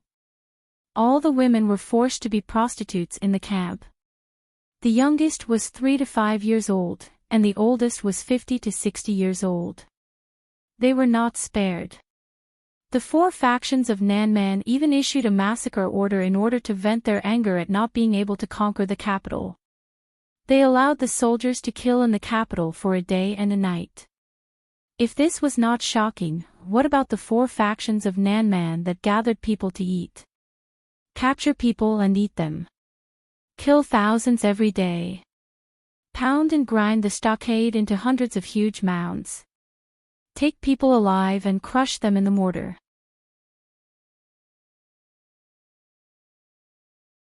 Chapter 499. Meng Hun laughed coldly. Whether it's the north borderline, Nanman or Dongqing, they are all the same. It's not surprising that they do the same dirty things. Li Yun was silent. He did not dare to respond to Meng Hun's words. Even during the chaotic times of the 16 kingdoms, the people of the Central Plains had an innate sense of superiority. This sense of superiority reached its peak after Xia ended the chaotic times and unified the world. How could the people of the Heavenly Kingdom be mentioned in the same breath as the barbarians? If Meng Hun's words were heard by the old pedants and scholars, he would definitely be condemned and reviled by the people. In the eyes of the people, the barbarians were barbarians. They ate raw meat and drank blood, lacked intelligence, and were cruel savages. On the other hand, the people of the 5 kingdoms of the Central Plains were refined and courteous. Whether it was Dongqing, Nanxing, Zhongzhou, Beiyuan or Xichang, who looked down on the barbarians. However, Meng Hun said that people were all the same. The people of the Central Plains could also do the bloody methods of the barbarians, they just did not admit it. Such a statement was really deviant. Li Yun subconsciously wanted to refute, but the bloody reality below made him unable to speak. His heart was tangled and uncomfortable. In the end, he could only sigh. Based on Li Yun's intelligence, he could not understand whether it was the rebellious people who created the chaotic times or the chaotic times that drove the rebellious people crazy. Why are you sighing? It's really bad luck. Meng Hun's face was stern. His eyes stared at the Tsingyi army who were preparing to rest on the spot. He lectured in a low voice, "As a general, you must not show your emotions on your face. You can't let the situation of the war affect your mood." To the captain of the vanguard battalion, he had to maintain a calm mind and clear thoughts at all times. He could not make any mistakes. The soldiers of the vanguard battalion made up half of the elites of the army. If they lost the war, not only would their morale plummet, their combat power would also be greatly reduced. As the commander of the vanguard battalion, the captain had to play the role of the backbone at all times. Even if the situation was bad, he could not easily reveal dejection or sigh. This would affect morale, even if Li Yun did not mean it. Li Yun smiled honestly, revealing the naive and sweet temperament that Meng Hun was familiar with. However, he quickly realized something and quickly tightened his face. On the other side, the Tsingyi army's troop that was transporting provisions had already found a shady and cool place to rest. The weather is still very cold, but the laborers use up a lot of energy to transport rations over mountains and rivers. They are always sweating profusely. On the other hand, the members of the Tsingyi army who are supervising wear light clothes and are simply dressed. They are panting more heavily than the laborers who are pushing the rations. One of them sat down on the wagon and fanned himself with the hem of his robe. His slightly swollen face was somewhat unkind. "I'm so unlucky. If it weren't for these women walking slowly, we would have arrived long ago. We would have been able to eat and drink well. Why would we need to waste time in this wilderness?" A thick phlegm surged up his throat. He spat directly on the face of the woman closest to him. Seeing her scream in panic, he felt much better. "I really don't understand these women. My children have already eaten, but they still lack a mouthful of phlegm." The other man leaned against the wagon, grabbed the head hanging from the back of his waist, pulled it off and threw it far away. "Don't go overboard. These women are to be shared with the brothers. I'll let you enjoy them in advance on the road, but don't break them. Since you've eaten the meat, you should let others have some soup." His gaze swept across the hundreds of women with disheveled hair, lowered heads, and shivered. He laughed wickedly, reminiscing something. Women's bodies are so soft, and they taste good. Chaotic times have their advantages. If the world was at peace, how could they have such comfortable days today? They risked their lives to be mountain men who work in the fields. They don't know how long they have to wait to taste women. There are few women. In remote villages, it is impossible to marry a woman. It is common for a few brothers to raise money and buy a wife together. There are about 1,000 members of the Tsingyi army guarding the rations team. Pairs of eyes lingered on the women. During this period of time, they hastened to transport the rations. The women are by their side, but they can't touch them. Only a few people of high status can casually drag one to the bushes to do it. Many people can't bear it anymore. However, due to the officer's prestige, no one dared to act rashly. "Look at your useless faces. When we go back, all the brothers will have a share. One by one, there's no hurry." Ha ha ha, those women seem to have been tortured to the point of numbness. Apart from a few who revealed resentful gazes, the rest all had lifeless faces. How could they not be numb? Their villages and homes were destroyed in a day. Their fathers and brothers died tragically in front of them. Not only did their bodies suffer a blow, but their minds were on the verge of collapse. If this was just an appetizer, what happened every day on the road was like a blunt knife cutting their fragile nerves. If these beasts wanted to eat meat, they would be the best and freshest meat. They watched helplessly as people who were originally alive were chopped, washed, cut, and thrown into the pot to be cooked. There were even a few who were more stubborn who were cooked alive. What kind of feeling was that? They were either made to sit between two vats and fire was forced from the outside, or they were roasted on an iron frame, or their hands and feet were tied and first splashed with boiling water. Human flesh is said to think of meat. Eating it makes people think of it. Those who had the courage bit their tongues to commit suicide. Those who had no courage could only endure it bitterly. They trembled with fear, afraid that they would be the next victim. In comparison, the silver humiliation every night was nothing. They wanted to escape, but they had no shoes. There were many gravel in the surrounding terrain. Both their hands were tied to the same hemp rope. It was impossible for them to escape alone. Seeing that they were getting closer and closer to Enchanting district, everyone's hearts surged with waves of despair. Some people even felt relieved. If they died like this, it would be good. Come to think of it, even hell wouldn't be so unbearable. A portion of the vanguard battalion hid in a secret place. The improved crossbows were already loaded. The crosshairs were aimed at the heads of the Tsing-Yi army. Chief. Why do I feel that the weather today is chilly? Someone felt a little uncomfortable. Another person said, look at these heads. Who doesn't feel cold? Cowards. There was a burst of laughter around them. Before joining the Tsing-Yi army, many of them were diligent farmers. However, after tasting impudence, they could no longer return to their original state. They could no longer find that simplicity. They wantonly ridiculed their cowardly comrades and roared with laughter. All right, if you've rested enough, all of you get up. Send this batch of food to the city, then enjoy the beauty together. Before the leader's voice died away, blood suddenly spurted out from between his eyebrows. An arrowhead was revealed. Many members of the Tsing-Yi army were about to bend over and get up or pick up the weapons at the side. They were at their most relaxed state. A wave of sneak attack killed 200 to 300 members of the Tsing-Yi army. Fortunately, Meng Hun and the rest took a roundabout route to the back of the Tsing-Yi army. Otherwise, their tracks would have been discovered by the other party. Enemy attack. There's an enemy. After a wave of attacks, corpses fell to the ground.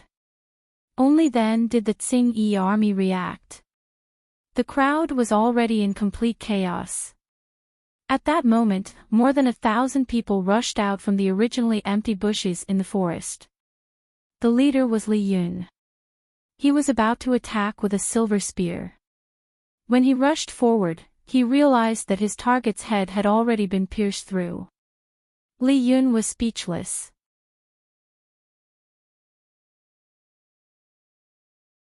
Chapter 500. Ever since he came to Xiangyang district, Li Yun had been wondering if he was out of practice. First, his lord snatched the bandit leader's head. He thought it was bearable. After all, she was his lord and he couldn't afford to offend her. Now that his head was snatched by someone else, Li Yun expressed that he couldn't bear it. When he skillfully retrieved his silver spear, he saw clearly who snatched his head. In a split second, Li Yun was speechless. Jiang Nongqin, the captain of the female battalion. Her rank was even higher than his. Just as he retrieved his silver spear, his nerves tensed. He brandished his spear and deflected the attack. Suddenly, the spearhead pierced through two people. Blood washed the silver spear. A streak of silver light streaked across the sky. The king of hell had already mercilessly taken 2 lives. Li Yun's gaze involuntarily fell on Jiang Nongqin. He didn't even see clearly when she dashed in front of him and made the first move. Now that he fixed his eyes on her, he felt that Meng Hun's words were right. This woman really shouldn't be provoked. If most of the soldiers used force to break through tricks and coordinated with their comrades to attack, defend or attack, Jiang Nongqin was a lone ranger. She didn't need the cooperation of others. She slid into the enemy's camp alone. It was fine if she didn't make a move, but once she did, it would be a life. Almost every move she made was aimed at the lifeline. 2 long and short knives of different lengths in her hands were like a judge's pen. Every time she made a move, she would mercilessly cross off a person's name. In terms of ferocity, her performance wasn't inferior to Meng Hun or Li Yun. Compared to Meng Hun's bold moves and Li Yun's exquisite skills, Jiang Nongqin's every move was made to kill. When blood splattered on her face, she didn't even frown. In just a few breaths' time, she had already taken 3 steps forward. There were 5 corpses lying by her feet. She didn't seem like a general at all. She was more like a killer. This was what Li Yun felt. In close combat, she had the upper hand. Li Yun didn't have time to think. The surrounding enemies had already surrounded him. They slowly formed an effective attack. After the initial shock, the members of the Tsingyi army reacted one after another. They picked up their weapons and wanted to counterattack. Some of them were despicable and shameless. They even grabbed a woman and made her stand in front of them in a panic. They hid behind her and took the opportunity to launch a sneak attack. Li Yun did not make a move because he was benevolent. However, in the blink of an eye, the woman who was used as a shield had already died in Jiang Nongqin's hands. Her expression was still as cold as a wooden sculpture. The member of the Tsingyi army who used the woman as a shield did not have time to react. In just a short while, a knife had already pierced his neck from one end to the other. He thought that Jiang Nongqin would take pity on him because of her identity as a woman, or even be restrained. However, her actions had shattered Li Yun's understanding. Unbeknownst to her, Jiang Nongqin's worldview, values were already infinitely aligned with Jiang Pingji's. There was no difference between men and women on the battlefield, and women could not be forgiven or treated worse because of their gender. Only those who survived and those who died. If she was restrained because the Tsingyi army used a woman as a shield and caused the loss of her comrades, it would not only be unfair to her comrades, but it would also cause other members of the Tsingyi army to follow suit. More women would be captured as shields. This was a vicious cycle. However, in a flash, Jiang Nongqin first killed the innocent shield, then she killed the man who used a woman as a shield. Jiang Nongqin, who was slaughtering on the battlefield, was calm to the point of cold-bloodedness. Such a thought flashed in Li Yun's mind. The long spear in his hand flicked away the enemy's sword, spear, sword, and halberd. With lightning speed, he performed the phoenix nod. The shadow of the spear brought forth a silver shadow. A circular spear mark appeared on the enemy's throat. Fresh blood spurted out from the bloody hole. In terms of spear skills, other than Li Yun's master who could teach him how to be a man, it would be difficult for others to win. Moreover, Li Yun had been through many bloody battles. When he attacked, he had an indomitable aura. However, he could control it at will. Even if someone closed in on him, he was not afraid to fight. 1 inch longer, 1 inch stronger, 1 inch shorter, 1 inch riskier. On the battlefield, people like Jiang Nongqin who fought with close-range weapons were at a disadvantage. However, her attack speed and body movements were rather outstanding. It was not easy for the motley crew of the Tsingyi army to hurt her. The people from the female camp were not as tyrannical as Jiang Nongqin, but their performance was remarkable. They fought in groups of 2 or 3 and worked together to besiege one person. However, they had only trained for a short period of time. Their psychological qualities were not up to standard. It was inevitable that they would have stage fright in the face of such a bloody scene. One of the female soldiers was careless and the Tsing-Yi army got close to her. She raised her huge spear high and was about to land on her head. The female soldier thought she was dead, but she heard the other party's cries of pain. She opened her eyes in a panic and saw that the Tsing-Yi army soldier had 2 bloody holes in her eyes. Her partner's fingers were holding 2 suspicious blood-colored balls. The male soldiers in the chaotic battle did not notice the abnormality over here. However, there were still 300 vanguard soldiers hiding in the dark, launching a sneak attack. Just now, when they were about to provide support, they saw with their own eyes that another female soldier dug out the other party's eyes. Damn it, the soldiers who saw this scene were so frightened that their hands trembled. They almost shot the crossbow. The female camp was really not to be provoked. Digging out the eyes of a man without saying a word. Even a man would not be so ruthless. "Why are you in a daze?"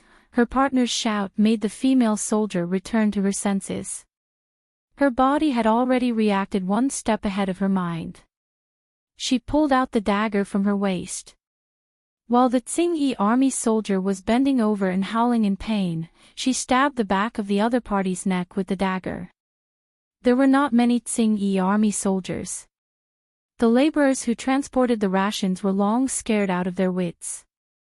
They had all escaped during the first round of shooting.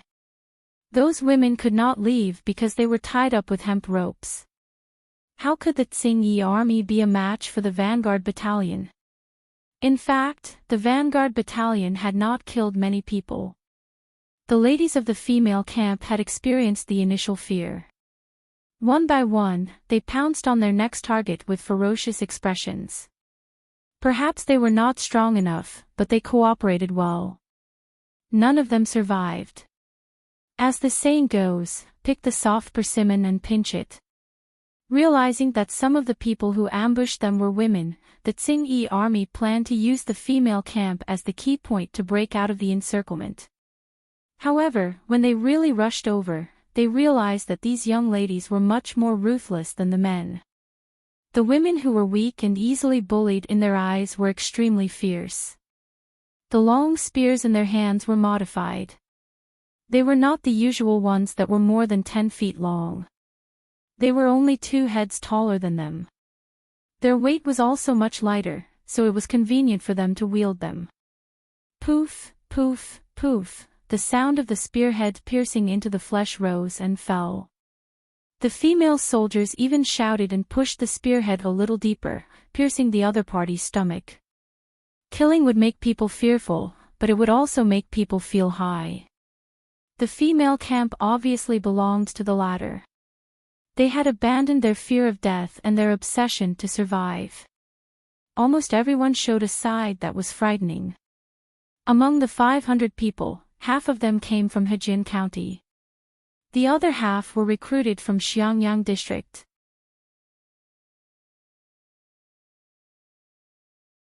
Chapter 501. Many people were so shocked that they were speechless. They thought to themselves, "Oh my God, have these girls been provoked by someone?" No one expected these women to have such a terrifying side. That ruthlessness was like stabbing the enemy who killed their father. No, if the fathers of these female soldiers had been killed, they might not have been so ruthless.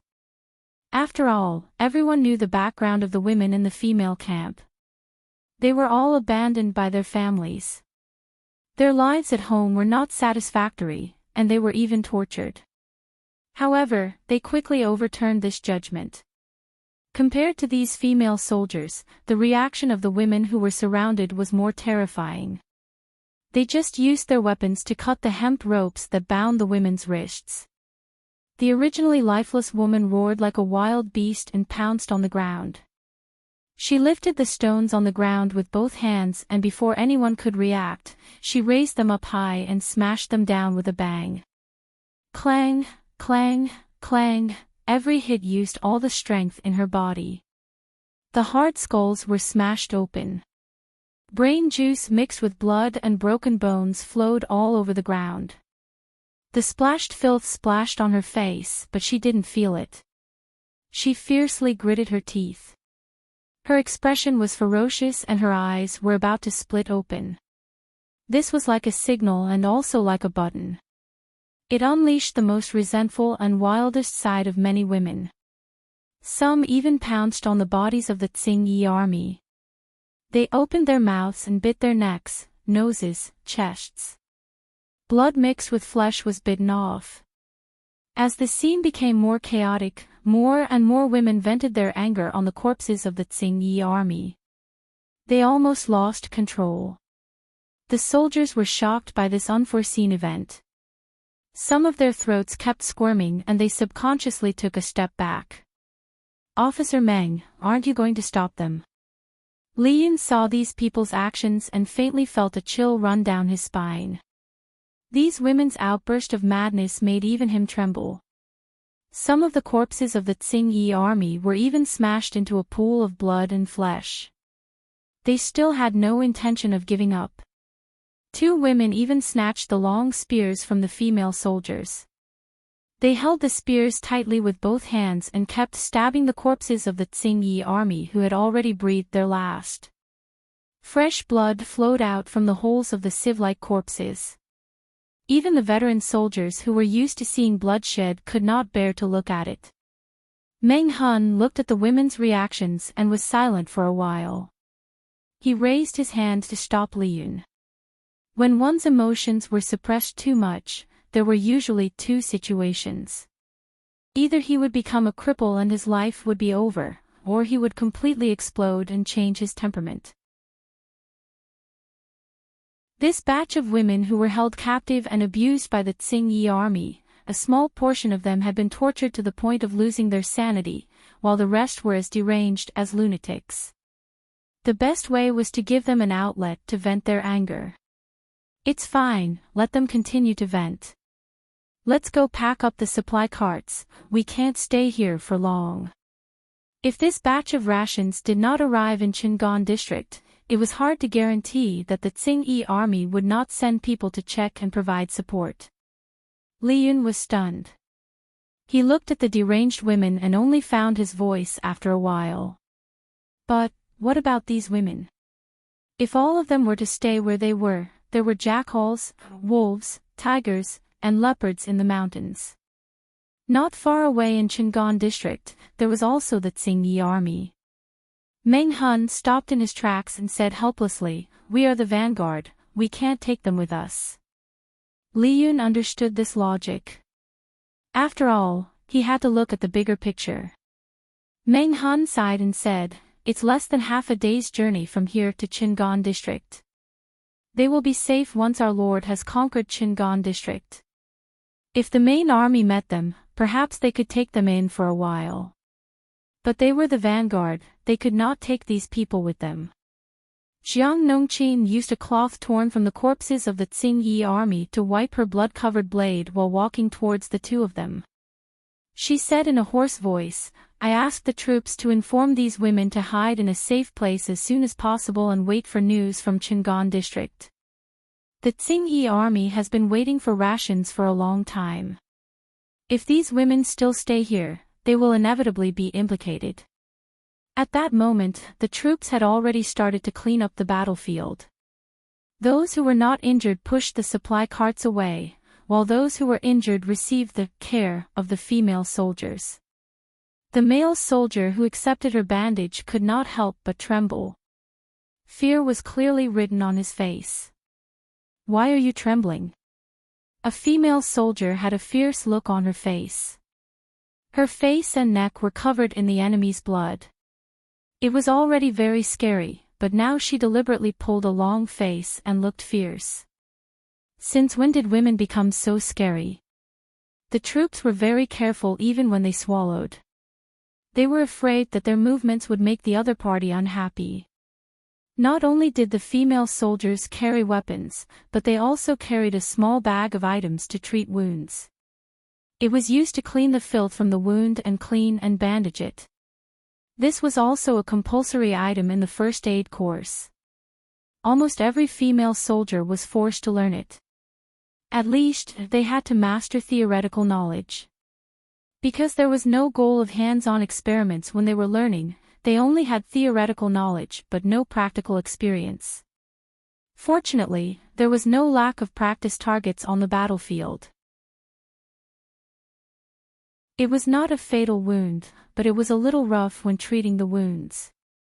Some of the troops were in so much pain that they grimaced in pain. They wanted to scold them in rage, but the ruthless look of the female soldiers when they killed flashed in front of their eyes. They could only swallow their anger aggrievedly. Damn, is such a fierce woman still a woman? Because there was support from the crossbowmen in the dark, there were no deaths or losses in the surprise attack. Many people were injured, but it was not fatal. After transporting the supply carts away, the vanguard did not deal with the corpses of the Tsing-Yi army. Instead, they left them exposed in the wild to be eaten by wild beasts. Those women vented their anger ferociously. They only woke up after they were exhausted and regained their senses. One by one, they stared at the soldiers of the vanguard with vicious and guarded gazes. However, the soldiers did not pay attention to them. Instead, they pushed the supply carts away without looking sideways. The rules of the military camp were very strict. None of them dared to challenge it, not to mention that there were 2 lieutenants and a deputy lieutenant watching. Who dared to commit a crime against the law? Another reason was that they were really frightened by the female soldiers. For a while, they were traumatized by women. Quickly leave this place. Escape to the mountains and hide for a few days. The Tsing-Yi army may send troops out of the city to receive the supply carts. If they discover your traces and see the corpses on the ground, the Tsing-Yi army bastards will not let you off. In less than half a day, Chang'an district would probably receive news of the sneak attack on the supply carts. One must know that previously, the cooks who transported the rations abandoned the rations and ran in all directions. This news could not be hidden for long. The female soldiers conveyed the message of the female battalion's lieutenant, Jiang Nongqin. The malice and guard in those women's eyes did not decrease. When they saw that this group of people really did not care about them and those men did not even look at them, some of them could not help it. Can you bring us along? Please save our lives. Although they survived, they were abandoned in the wilderness. Surrounding them were only the Tsing-Yi army who had died beyond recognition. After all, they were still afraid. Previously, they were not afraid because they were dominated by hatred. Now that their emotions had calmed down, their weak side prevailed again. No.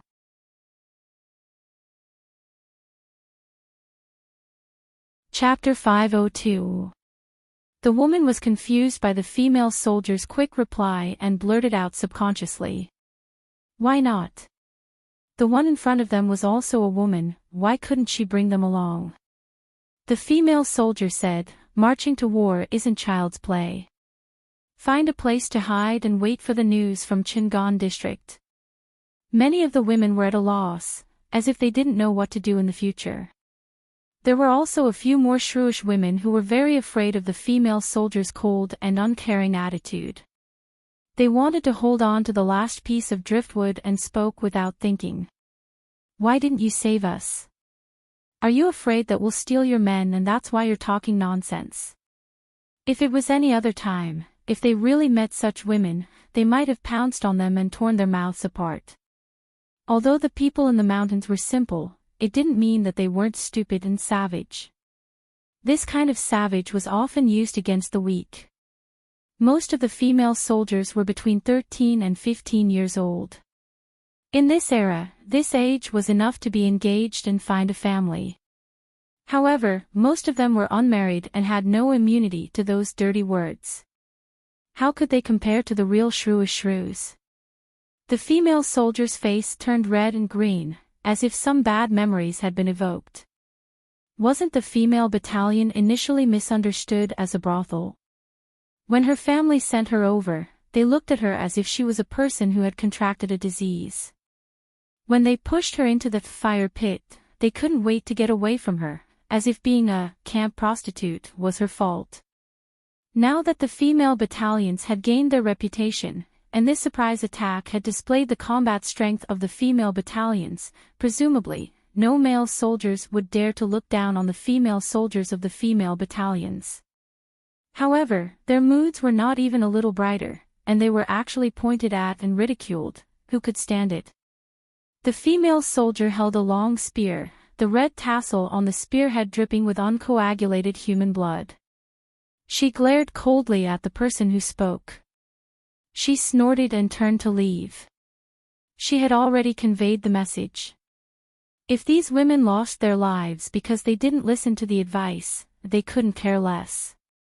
After the woman finished speaking, the more she thought about it, the more reasonable she felt. Just as she was about to argue, the female soldier threw her a disdainful look, turned around and left. Left. From the beginning to the end, she didn't even look at her. The female soldier had only taken a few steps when the woman behind her sat on the ground. She stretched out her legs and slapped her thighs with both hands. Her face was crying and her mouth was muttering curses. She cursed the Tsing-Yi army for being heartless, cursed herself for having a tough life, and cursed God for being unfair. Have you conveyed the message? Some of the women's battalion stayed behind to retreat. Jiang Nongqin was one of them. The female soldier said, "I've already brought them here, but I don't know if they'll listen." Jiang Nongqin's face was cold and her tone was flat. Everyone has their own fate. If they die here, so be it. In today's world, the least valuable thing is human life. Those who want to save themselves can still be saved, but those who want others to save them are doomed to be hopeless. Marching to war meant that one's head was tied to one's belt. The soldiers couldn't even take care of themselves, so where would they find the time to deal with these things? Didn't they see that the Tsing-Yi army that was escorting the rations was completely annihilated? Not a single one was left alive. Apart from the fact that the women were too ruthless and those women killed the defenseless Tsing-Yi army, there was another reason. Captives were not needed at all times. Once they became captives, their lives could be ended at any time. Sometimes, in order to speed up the army, the captives would be a burden. The merciful ones would be given a quick death, while the cruel ones would be buried alive. What's more, if there was a shortage of rations, the captives would even be slaughtered and made into dried meat to satisfy their hunger. The Lord was rich, but it wasn't to the extent of making dried meat. However, if the captives were a burden, Jiang Nongqin wouldn't be merciful. Captives could be used as free labor. What about these women? Apart from being a burden, they would only be a burden. Anyway, they had already been extremely benevolent. If the other party couldn't think it through, they could only wait for death. Jiang Nongqin retracted her gaze and said calmly, "Let's go and catch up with the troops in front." Yes. After everyone left, those women looked at each other blankly. Some of the smarter ones had already thought of finding a place to hide to avoid suspicion. Those who were immersed in their own thoughts were crying, making a scene, and cursing dirty things. Occasionally, they would even involve the soldiers in the women's camp. In short, they had never thought that the women soldiers were decent soldiers and not prostitutes who used their beauty to serve men. Naturally, there were some who were tortured by the Tsing-Yi army to the point where they were like walking corpses. They simply didn't care about what was happening in the outside world. Those who deserved to die, someone sneered coldly and said in a peculiar tone, "You're not good looking, why would they like you? Even when you're cooking and eating, you're complaining that you're dirty." When those beasts were suppressing you, weren't you fawning over this and that? I didn't see you hate them so much then. The woman who spoke had reason to hate the woman who was making a scene. Many women came from the same village. Those beasts from the Tsing-Yi army were suppressing her. In order to protect herself, she blurted out that she was hiding in the cellar. She pointed out the hiding places of many women just to gain some benefits from the Tsing-Yi army. What a stupid woman, her intestines were completely black. If she hadn't done that, a few women in the village could have escaped. It was all because of this rotten black widow. Some could not bear the humiliation and committed suicide. Some were humiliated to death. Some gritted their teeth and were bullied by beasts one after another. There were also people who had their limbs chopped off and the flesh on their chests cut off. They were thrown into the pot to cook meat soup. Why didn't such a woman die? That woman was like a fur on her tail that had been stepped on. She bared her fangs and brandished her claws and pounced on her, wanting to tear her face. However, she didn't succeed. Her face was hit by a flying stone. A hole was immediately formed on her forehead and blood flowed out. She cried and howled. Tears and mucus flowed down her face. Before the village was in trouble, this woman loved to gossip. She made up stories about women from different families having affairs with other men. Her mouth was full of obscenities and she even caused people to die. She clearly knew that the butcher at the village entrance was petty and very possessive of his wife. However, she still talked nonsense everywhere. She said that the butcher's wife was fooling around with the village's ruffians at home. She made it sound so real. That young wife was unable to defend herself. She was beaten to death by the jealous butcher. Only then did the talkative woman shut up in embarrassment.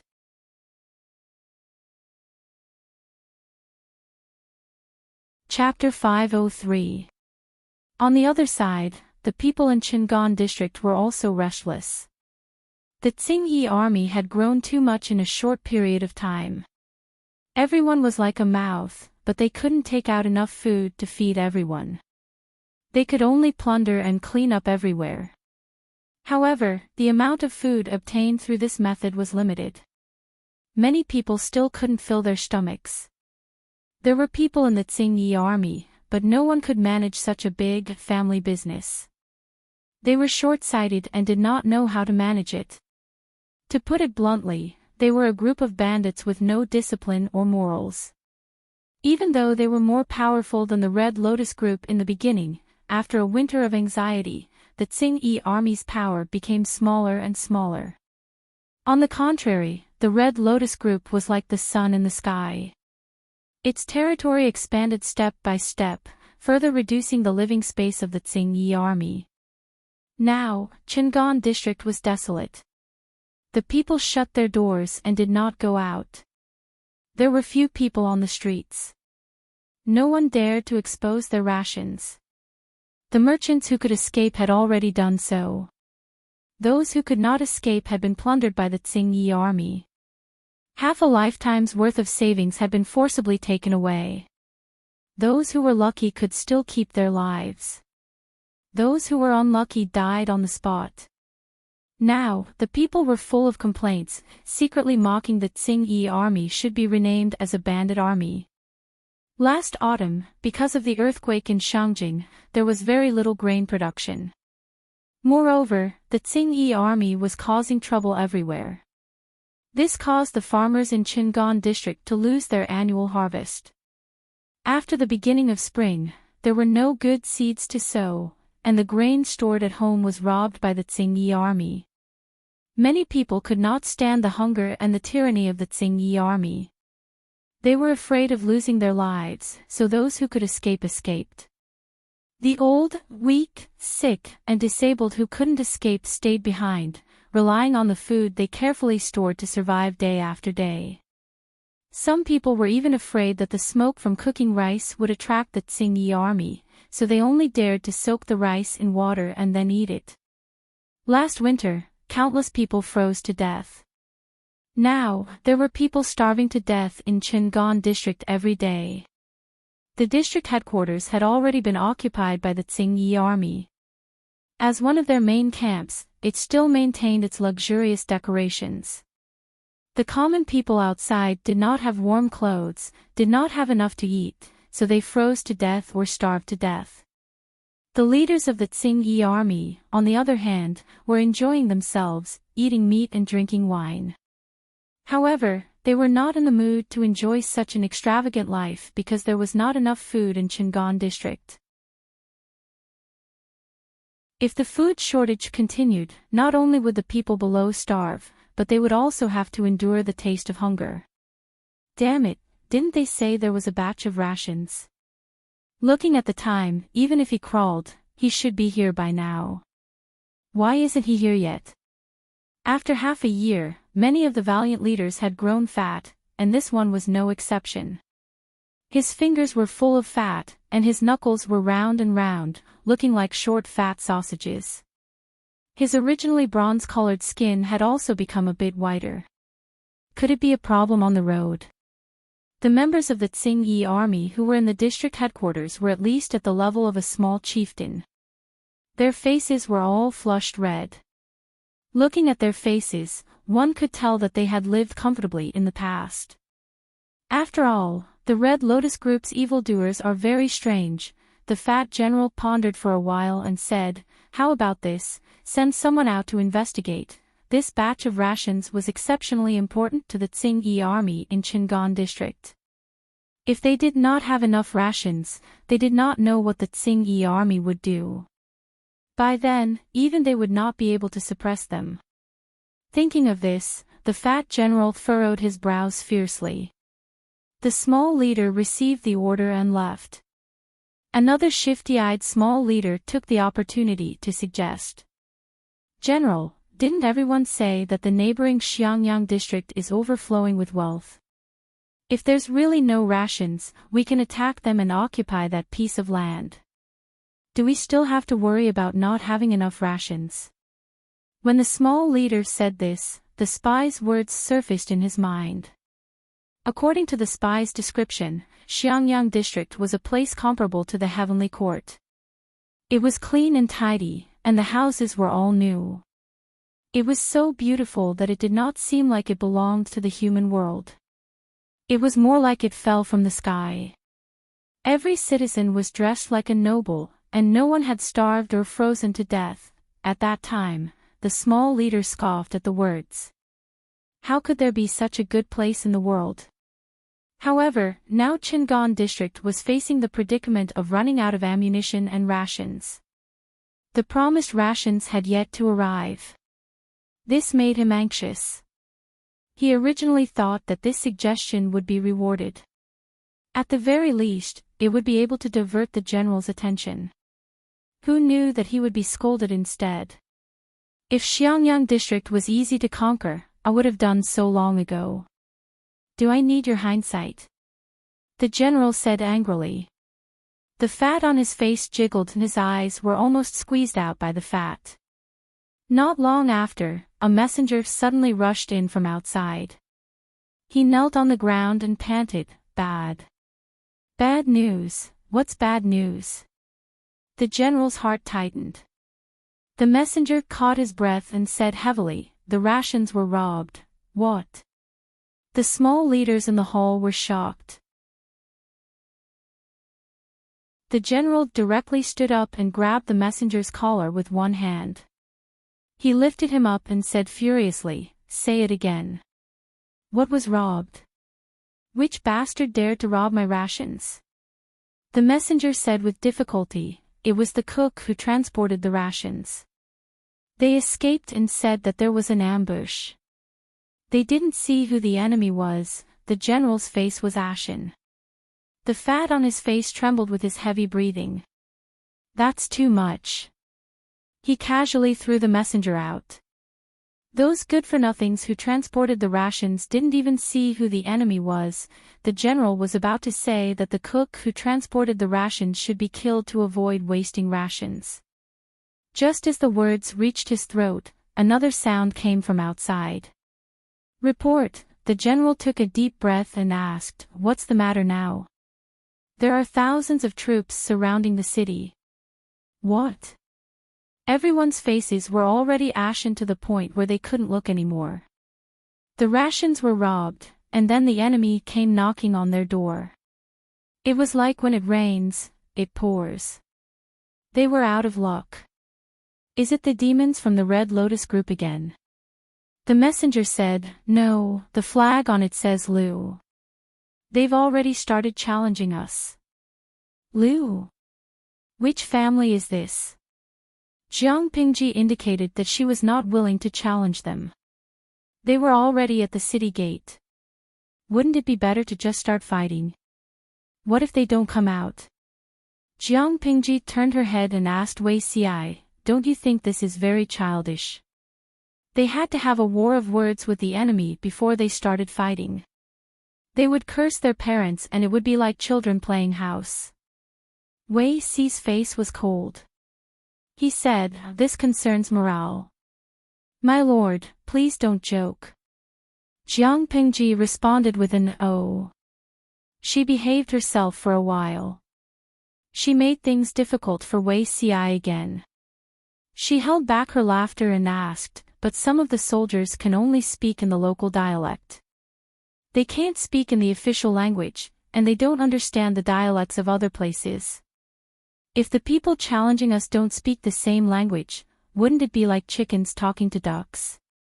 Wei Xi was speechless. Su Ku, who had already pacified the logistics and ordered all kinds of siege equipment to be in place, rode over on horseback. When he heard this tricky question, he almost fell off his horse.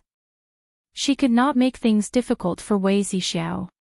Even if she asked Master Yuanjing, the old man might not be able to answer. Jiang Pingji muttered to herself, "Do both sides have to communicate beforehand and send an interpreter who is proficient in dialects?" You're tuning in to the Dreamy Chapters YouTube channel. We're so grateful for your support and don't forget to subscribe to join us on this incredible journey through captivating stories. Your generosity through donations truly makes a world of difference, as it's the primary source of revenue that allows me to expand and enhance this channel for you. Thank you from the bottom of my heart for being a part of this adventure.